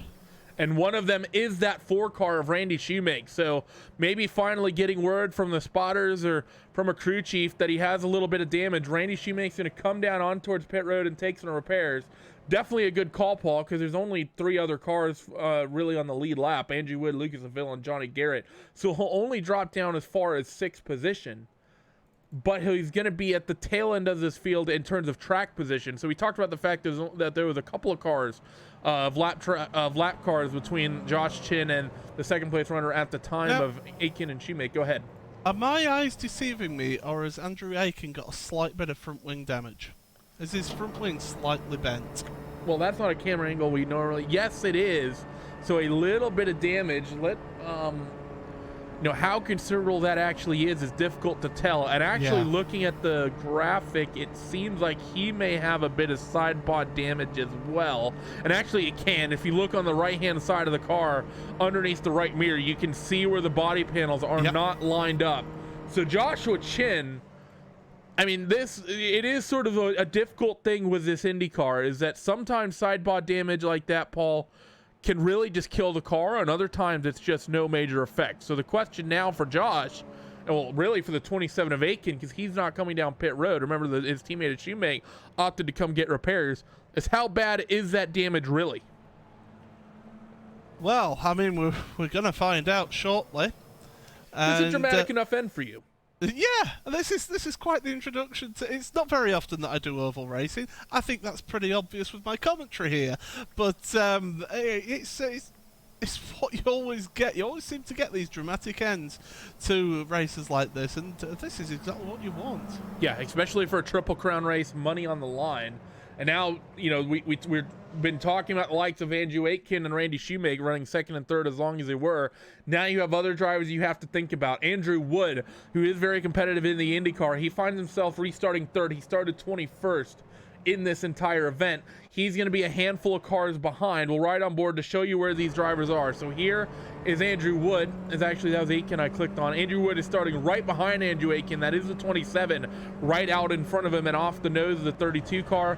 And then you have Lucas LaVille, who I believe is starting 2 cars behind Andrew Wood. Andrew Wood is that second car in line. This car as well of Lucas LaVille was part of that lead fight for a significant part of the first half of this race. So we know this Vortex car is fast. Can he get to Josh? I do see a car slow down on the apron, but with the caution, they should be able to clear away as the 93 car will once again be in charge of this restart. He'll pick the throttle back up, and we are back to green here at Texas.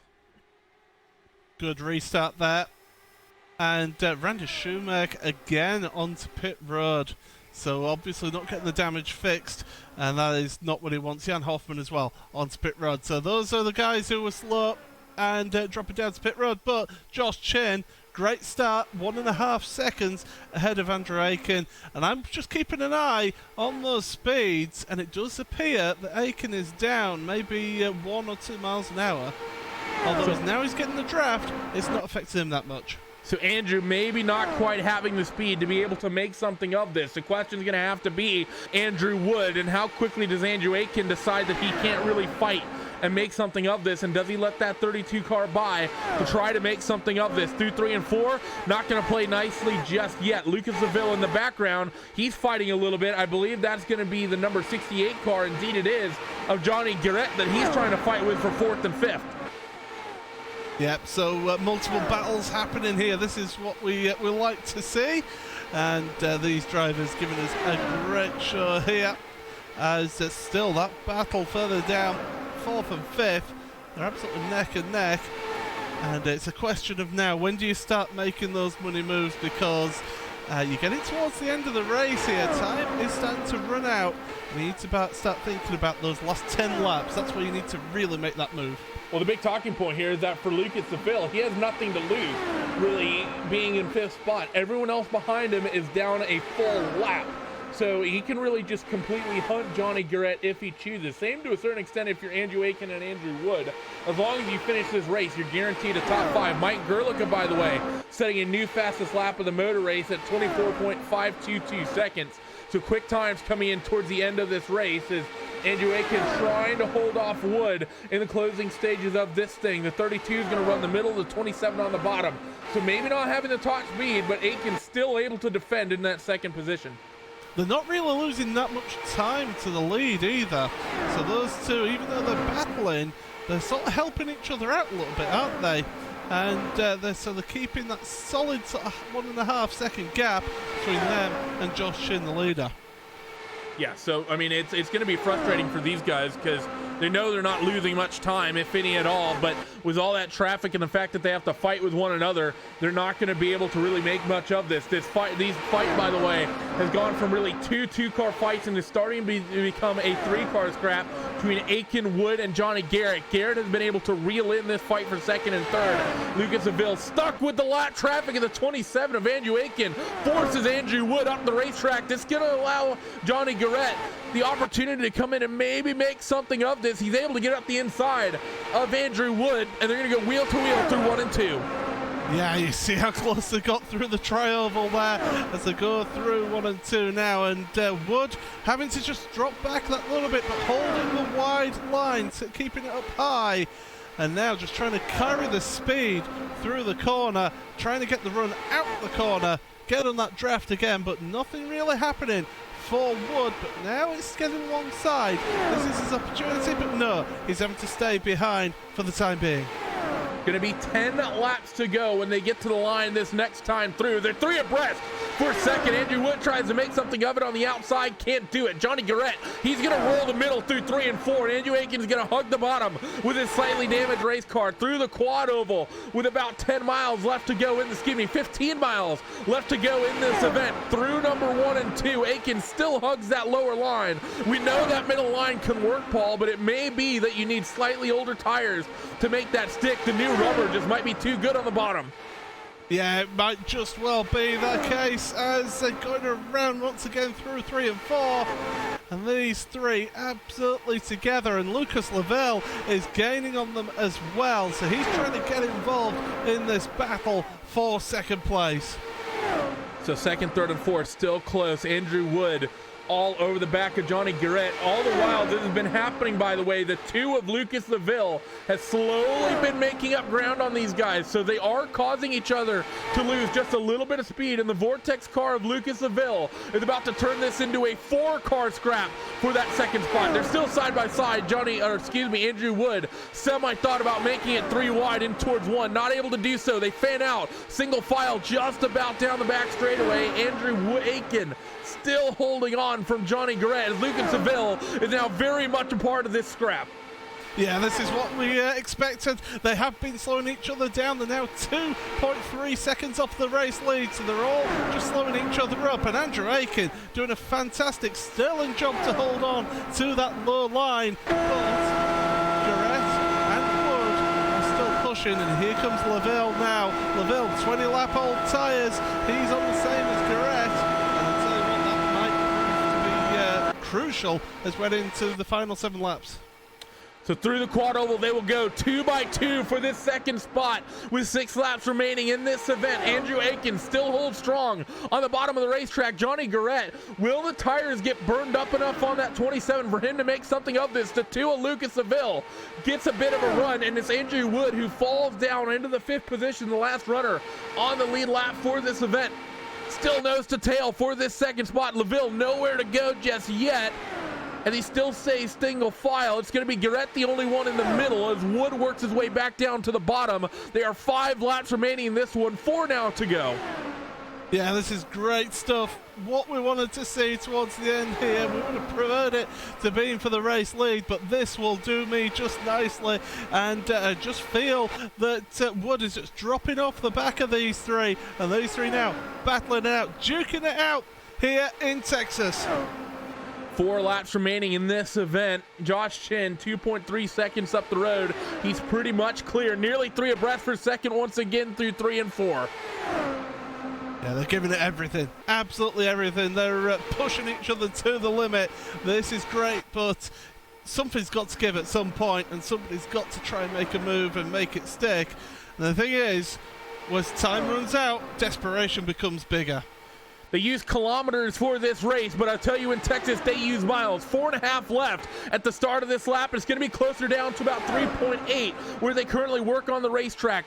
3 laps to go is what they will see, as they will get the popsicle sticks this time by for 2 laps remaining.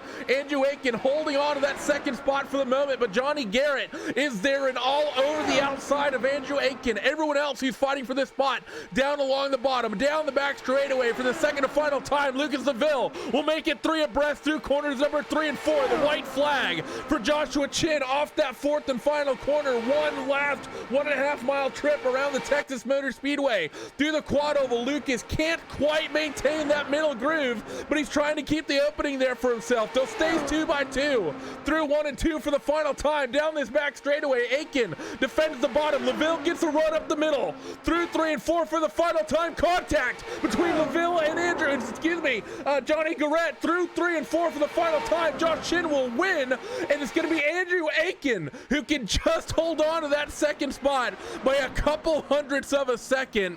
If that wasn't enough drama for you on the final lap of an IndyCar race, I don't know what was. That was absolutely incredible. Brilliant stuff there, and I'll tell you what, it was Lucas Lavelle tried to make it 3 wide and ended up just getting squeezed, and that's what knocked him around, and well, that's what cost him a big time in this race. Ends up finishing in 5th place, but what a drive. We were questioning his tactics earlier on, but here he is in winner's rut, and he's going to take it down and give us a few donuts. Yep, a little bit of donuts here for the driver of this 93 car of Joshua Chin. It's been a checkered sort of start of this series for him.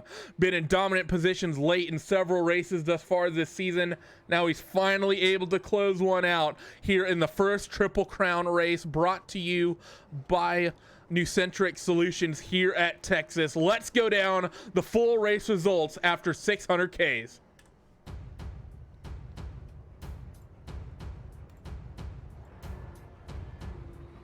Well, as Josh spins him up, he's going to be very, very, very happy camper to finally close this one out. Andrew Aiken able to hold off in that fantastic scrap for that second spot, and Johnny Garrett was wheel to wheel for him the entire time in third. Andrew Wood in fourth, with Lucas LaVille rounding out your top 5. Matt Cook is going to be thinking what could have been, takes pole, led a huge chunk of this race, was part of that lead group the entire time, but one mistake on pit road guaranteed him a 6th place finish at best after getting locked down a lap. Mike Gerlicka in 7th, with John Diggs in the 8th spot, Marshall Stanley in 9th, and Randy Shoemake, after some issues, he gets locked down into the 10th position as well. He was very much a factor up near the front of the field all race long. Caleb Weekly will come home in the 11th spot, with Tristan Hauser in 12th. You see most of these drivers not having great races as we're already up to plus 12 laps in the field. Jan Hoffman in 13th, Todd Novosad in 14th, with Joini Kajanen in that 15th spot. Timo Aitsanyemi in 16th, Carson Brody in 17th, with Daniel Schoolmeister, Nate Michael, and Ariel Guerrera Jr. rounding out your top 20. As we get towards the tail end of this field today, Logan Simmons in the 21st spot, Matt Molnar in 22nd, Hans Pitkainen in 23rd, Rory Collins in 24th, with Josh Baird, Alex Take, Ryan Hallier, Robert Grosser, Sam Witten, and Zachary Zwar rounding out this entire field. We are going to step away for a couple moments on RaceSpot TV, but do not go away. Post-race coverage coming at you in just a second. Be there.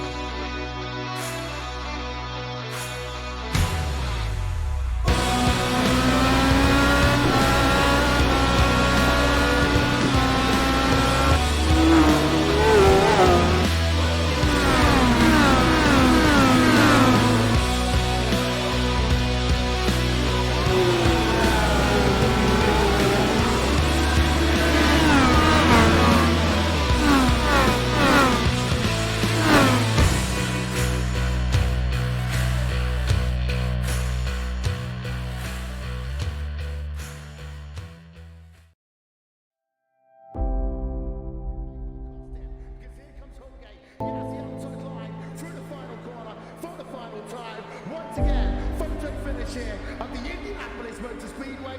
Will it be Tim Hogan? It's going to be Christopher DeMeritt at the line.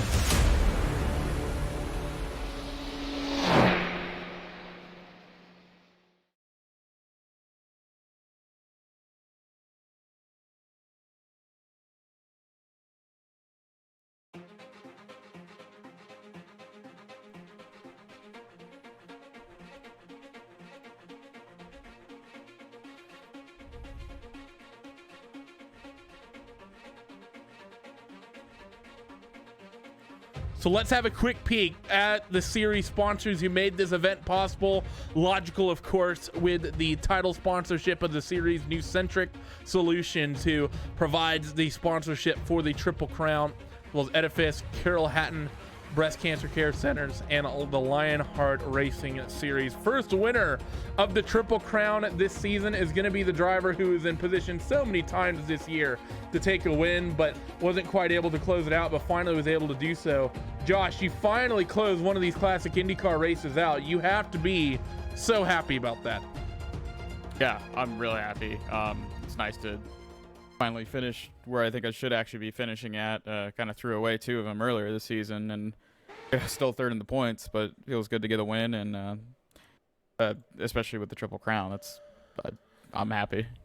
And talking about this race here at Texas, I mean, we saw the oval race at Motegi. That was hot and that was difficult, but it really seemed like after the first couple stints, really once we got about 120 laps in, we saw people kind of had the track and the car really figured out. We didn't see any big crazy spins for the most part. Is that how it felt for you in the car, that it really, after those first opening stints, you guys all pretty much had a control on how the cars and how the track was going to develop? Yeah, it didn't seem to vary very much. I think the track temperature went down maybe 10 degrees during the race, but it wasn't much. Everything kind of stayed static, and most of the race I was just trying to find more speed in the car, because after about 15, 20 laps in the run, we just kind of drop off, and myself and Andrew kept making swings at it, and shout out to Andrew for being the guinea pig for some of these, and it got him in 4th place. So the car was slow to start, and didn't really start off on the right foot, but after probably that 3rd, 4th pit stop, finally got it dialed into where it needed to be. So as Gillespie Fields kindly sends a jet over my house while doing an interview, upcoming races in this championship, we know you've been good on the road courses. You're in a position to win at Interlagos before you choke exiting pit road. You're in a position to win at Barber before you choked at the hairpin twice. Two more road courses coming up that you can potentially choke on, Indianapolis and Belle Isle. How do you choke at both of those races we have coming up? Belle Isle, I'll probably hit a bump and just die. And I don't know. I don't think I've actually lost a race at Indy Road Course in an IndyCar that I can remember. So you're setting yourself up to choke. You've just set yourself up to choke. Congratulations. Oh yeah, absolutely. I'll probably, fail all my qualifying laps and start 30th and wreck on lap 5. Well, there's worse things that can definitely happen, that's for sure. But regardless, Josh, thanks for joining us, and congrats on finally getting a win this season in the Classic IndyCar Series. Before we let you go, who gets it done for that number 93, Team Chimera, Team Talent, Team whatever IndyCar debauchery team you're working with these days? I got to give another shout out to Andrew Wood. We were kind of thrashing on the car for the last 15-20 minutes of practice, getting things up to speed. Jamie came in midway through and was crew chief again, helped to make a call. Well, that probably wasn't of much worth. No, it really wasn't. Although he actually paid attention to the race this time, so that was a good start. Well, he normally doesn't even do that when he's driving, so that's spectacular. Yeah, normally he's just an autopilot, but this time he actually made a really good call and worked out pretty well. So I'm happy with it. Well, surprising that is. Well, congratulations, Josh, and congratulations for getting a paying attention, Jamie. We'll let you go, and you can go smack talk on the Team Camaro or whatever Discord about me with everyone else. Absolutely. So there he was, race winner tonight, Josh Chin, eager to go pick up the smack talk following this one. And let's see, who do we want to have a chat with next? Paul, I know you're not an oval expert. We got to get you involved in the interview somehow. Who should I have a chat with next? You see a handful of names there in the list. Take your pick. Why don't we look Cam at... Walsh? Okay, Cam, what's your opinion on the Ford GT? I don't think he's around. What we'll do is we'll have a look. Talk. Matt Cook is probably a good one to speak to, actually. All right, we'll have a chat with Matt Cook. Matt, I don't know. This is really a tale of two extremes for you, I feel like, with this race. Because on the one hand, it seemed like your guys' car was perfect. You really guys had that car dialed in, but it's just one mistake really took you out of contention and really just kind of killed the entire day for you. On the one hand, is it nice to know that your guys' package was as good as it was to have 3 AeroX cars at one point up in the top 3? And is that at least reassuring coming away from this track today? Yeah, absolutely. I mean, we had a fantastic car put together. The guys did a great job on it. Unfortunately, I just made a mistake, and that just catastrophically turned it into another, and so forth. So, I'm really happy to see that Andrew was able to hang on for the second place. I know he put in a lot of work, and Randy unfortunately got the black flag with the spin on the front straightaway. So, otherwise, he would have been in a great spot too. And now talking about this track, I mean, we've been talking about it all day, but really those AeroX cars just seem planted. We saw a lot of drivers struggling with oversteer with the hot conditions. What did you guys do to make these cars just stick so well to the racetrack? You just dial all of the aero adjustments into it? I mainly just focused on making sure the right rear was happy throughout the run, and then you have to do a bit of a trade-off. Of course, with Texas, you get a bit of Texas syndrome where all the cars want to hold the bottom line, and basically just becomes a conga line to an extent. So you have to be prepared for that at all times. I'm not sure if some of the cars decided to trim themselves out at certain points, but I mean, we just focused on, can the car hold the bottom line throughout an entire run, regardless of the conditions? And when you're in the draft, you're going to pick up a tenth or two here and there, anyways. So it doesn't really hurt you overall. Well, thanks for joining us, Matt, and congratulations at least for the success as a team here today. I know there's a couple incidents late that didn't get you guys exactly where you wanted, but still, Andrew coming home with second, of course, with yourself and Randy being very part of the lead group as well. Before we let you go, who gets it done for that number 6 AeroX car? Definitely a big thanks to Randy and Andrew for putting on a great job, or doing a great job today, and also just thanks to Robert again and Lucas for putting all the effort into the league. Thanks to you guys for doing a great broadcast. So there he is. Matt Cook ends up in the 6th position here today. I will not let Paul make a decision for this next interview. I'm going to talk to Mr. Andrew Wood in the 32 Powerside Classic Motorsports car. Andrew, I know you and Josh tend to work together on these ovals, probably the road courses as well. Both of you don't qualify very well today, but you guys end up in the top 5. What do you guys think you're missing for that qualifying trim? Time. We definitely need more time to. Oh, really? To put something together. Oh yeah. Time. Okay, never mind. You mean time as an amount of time. I thought you meant time as in like you're missing a lap time, and it's like, well, obviously, because you'd be qualifying well if you had good lap times. Yeah, exactly. But I mean, talk me really through your race, because Josh, it seemed like, was able to get up into that lead pack, relatively early on, and he was always part of that lead gaggle really after the first stint. You seemed to get a little bit more, bogged down in sort of the mid-race traffic, and it really wasn't up until that final stint you were part of that lead group. I mean, how difficult was that to deal with over the 600 kilometers of this event? Yeah, yeah. So pretty much Josh and I were kind of doing stuff on the fly, and we were trying different stuff with the setup. I added a little more wing than him. He added a little more tire pressure than me. Every single time we went into the pits, we were trying out different stuff, and I had tried to take a very conservative look into the race because I didn't have barely any time to practice at all. So cobbled together something setup-wise, and from there we were just making changes to the car, like pretty big swings, but at least we had the two of us to play around with some setup stuff. So I never really had a lot of confidence in the car until about 2/3 of the way through the race, and I needed someone to help me pull along. So I want to give a shout out to Lucas, and I was just talking to him before about after his penalty, he came out right in front of me and pretty much pulled me around the track and kept me from getting swamped by other drivers. So it was just a matter of trying to fix the car for the entire race, and it got right to the good stuff right at the end of the race there, which is good. Pair of road courses coming up. How do you feel at Indianapolis for the GP there, and as well as Belle Isle, going back to that track for the second time in this series? Yeah, I'm starting to get my footing on road courses. I have had some bad luck there last season, not finishing races and kind of overdriving the car a lot. So it's a shame I didn't get to do Interlagos this season, but I'm going to put in quite a bit of time on these road courses coming up, practicing and trying my best to get the car exactly comfortably how I like it. And I'll be working back with Henry again when he's making these next few races here, and I'll be ready to go. I'm ready to get some more top 10s and move up through the standings. Well, thanks for joining us, Andrew. Before we let you go, who gets it done for that power slide car? Yeah, big shout out to Race Spot. Obviously, you guys do a great job every time you're out there broadcasting our races, so thank you for that. big shout out to Josh for coaching me and giving me some tips and stuff like that through the race. And yeah, Robert for running the league. And I'm going to shout out to Henry, who's watching us right now as well. So shout outs to all of those people as always. That was Mr. Andrew Wood coming home with a strong 4th place finish. The driver who ended up just behind him is Paul unmutes his microphone. What do you think, Paul, that I'm going to talk to you? No, I was just unmuting my microphone, so I was prepared for speaking to yourself.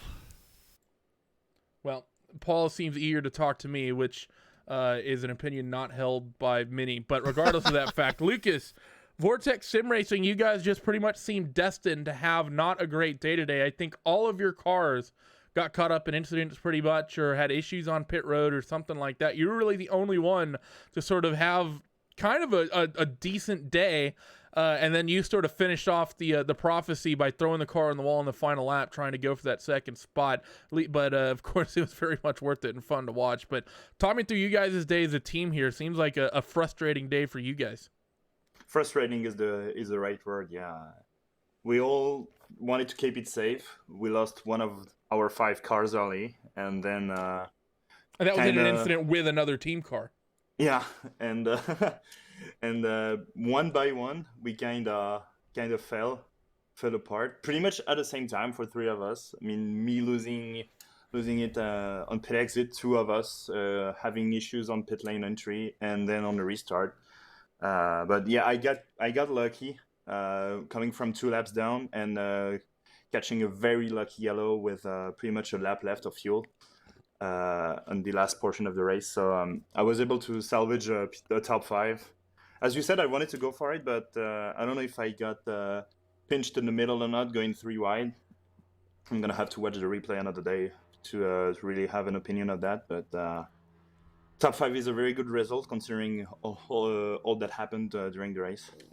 And now talking about the fact that you guys have so many cars, I mean, it feels like it's something we have to talk about almost every time. This seemed like, in terms of the pace, one of the times you guys really were all firing on all cylinders. Because it's, oftentimes we'll see 1 or 2 of you up near the lead, and then, the rest 3 or 4 of you that are kind of sprinkled throughout the rest of the field, generally towards the tail end of the top 10, top 15. Today it seemed like all of you guys had potential pace to be up near the lead, and there were several times where we'd see a 6 or 7 car train, and 3 or 4 of those cars were all Vortex cars. How is it, dealing with to be, it's sort of a unique situation on these cars, on these sorts of 1.5 mile tracks. Is it reassuring knowing that when you're in a big pack like that up near the front that you have so many teammates around you? Or is it maybe increase the pucker factor because you know that if there's any mistake, it's potentially ruining 3-4 of your guys' chances potentially at once? Well, both of these things really. The good thing is we can really communicate and try to set up things as we want. For example, during the first long run when Chin had his right rear going away, we were really able to set up a pass for both Jan and I to be able to scoop by him and just pretty much let him 2 seconds back very quickly. So that was good. As you said, we were able to really play it safe in the early going, but if anything happens, pretty much it can go from very good to very bad quickly, and it got hairy with the apron eating during the first stage of the race, that's for sure. Well, thank you for joining us, Lucas, and congratulations on a top 5 and sort of waving the Vortex flag there up near the front of the field. Before we let you go, who gets it done for that 2 car? Big thank you to my teammates today. It was a tough race, as you said, and we kept supporting each other throughout the whole thing. So that's a very good testament about the very good team spirit that we have at Vortex. Next, big shout out to you guys for the broadcast today. I heard you were alone for a good chunk of this race, Randy. So shout out to you as well. And big thanks to Matt for the tutorials that really helped us preparing this car for Vortex. Well, thank you for the thanks. I can tell you right now that when I'm alone, there's not much thanks that's worth it. I hate being alone. Thankfully, Paul was able to come bail me out. So Lucas Seville, everybody, who comes home in the 5th spot today. Last driver we will chat with is going to be Caleb Weekly, who finished just outside of the top 10 in the 11th spot. Caleb, it was an up and down race for you. At the end of it all, you end up 3 laps down the 11th. Talk me through your night. So at the beginning, I was running in the top 10, and then once we finally got a long green flag run, it just started getting so oversteer, and even the weight jacker wouldn't help it. So that's where I ultimately lost most of my time. But 11th, I'll take it. We have a couple difficult tracks coming up. The first one in the Indianapolis road course, of course, difficult because it is a slick racetrack, but it's got a long front straightaway that you're going to want to dial all the aero out of to get as much of the speed. And then, of course, we have Belle Isle coming up. How confident, or how, I guess, confident are you going into those road courses? Does it feel like you can put a competitive package together, or do you think it's probably going to be another struggle? I probably think it's going to be another struggle, unfortunately. Road course is definitely not my strong suit. Indy Road's going to be interesting. I've never driven road course twice in this league, so we'll see how it goes. I'm excited to see what I can do for Indy Road. Well, thanks for joining us, Caleb, and hopefully you can put something together for the next couple races. Before we let you go, who gets it done for that number 10 Iconic Motorsports car? My teammates at Iconic Motorsports, Josh, Daniel, and Todd, all of them unfortunately wrecked out. And also my friends Maddie and Andrew, they always watch my broadcasts, so that's who gets it done for me. So there he was, Mr. Caleb Weekly ends up in the 11th spot here today, and as we get ready to close this one out, Paul, it was a fantastic race, and it was a bit of a slow burner through the middle part of the race, but we really saw an intense fight there towards the tail end of your for second on back, as they all fought for bragging rights inside of that top 5. Yeah, it seems to me that I came along at the right time, really, just as it was starting to get that little bit exciting. So yeah, it was fun to watch this, and whenever I get the chance, I do get to see this series. It always produces great action. So on to the next one. This is going to be a good show.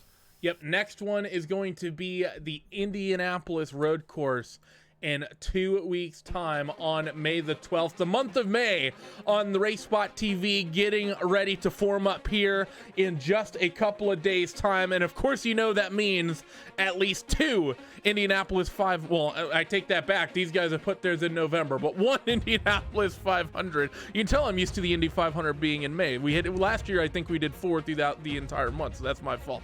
But we of course have the iRacing Indianapolis 500 taking part near the end of the month, and of course these guys, they'll be getting in the spirit running the Indy road course race as well for this series.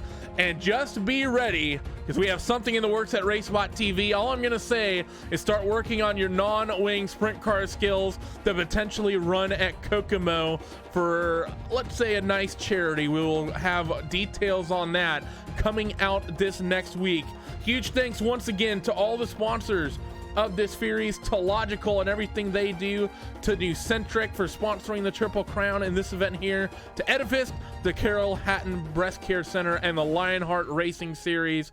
Huge thanks to all of those groups that make this championship possible, and of course thanks as well to the Classic IndyCar Series for allowing us to cover their events, and of course the people who get everything done here at RaceSpot TV behind the scenes. It was Jack Stiles who was supposed to be here. He had to step away, so Paul Smith will be getting the thanks from myself. Istvan Ballo from Track Cams 22, bringing you the beautiful cams we had today. Next time you can see us here from RaceSpot TV on the iRacing Esports Network. Tomorrow we will have another round of the World of Outlaws NOS Energy Drink Championship Series. They should put on a fantastic show. But until then, we hope to see you all next time. Bye-bye.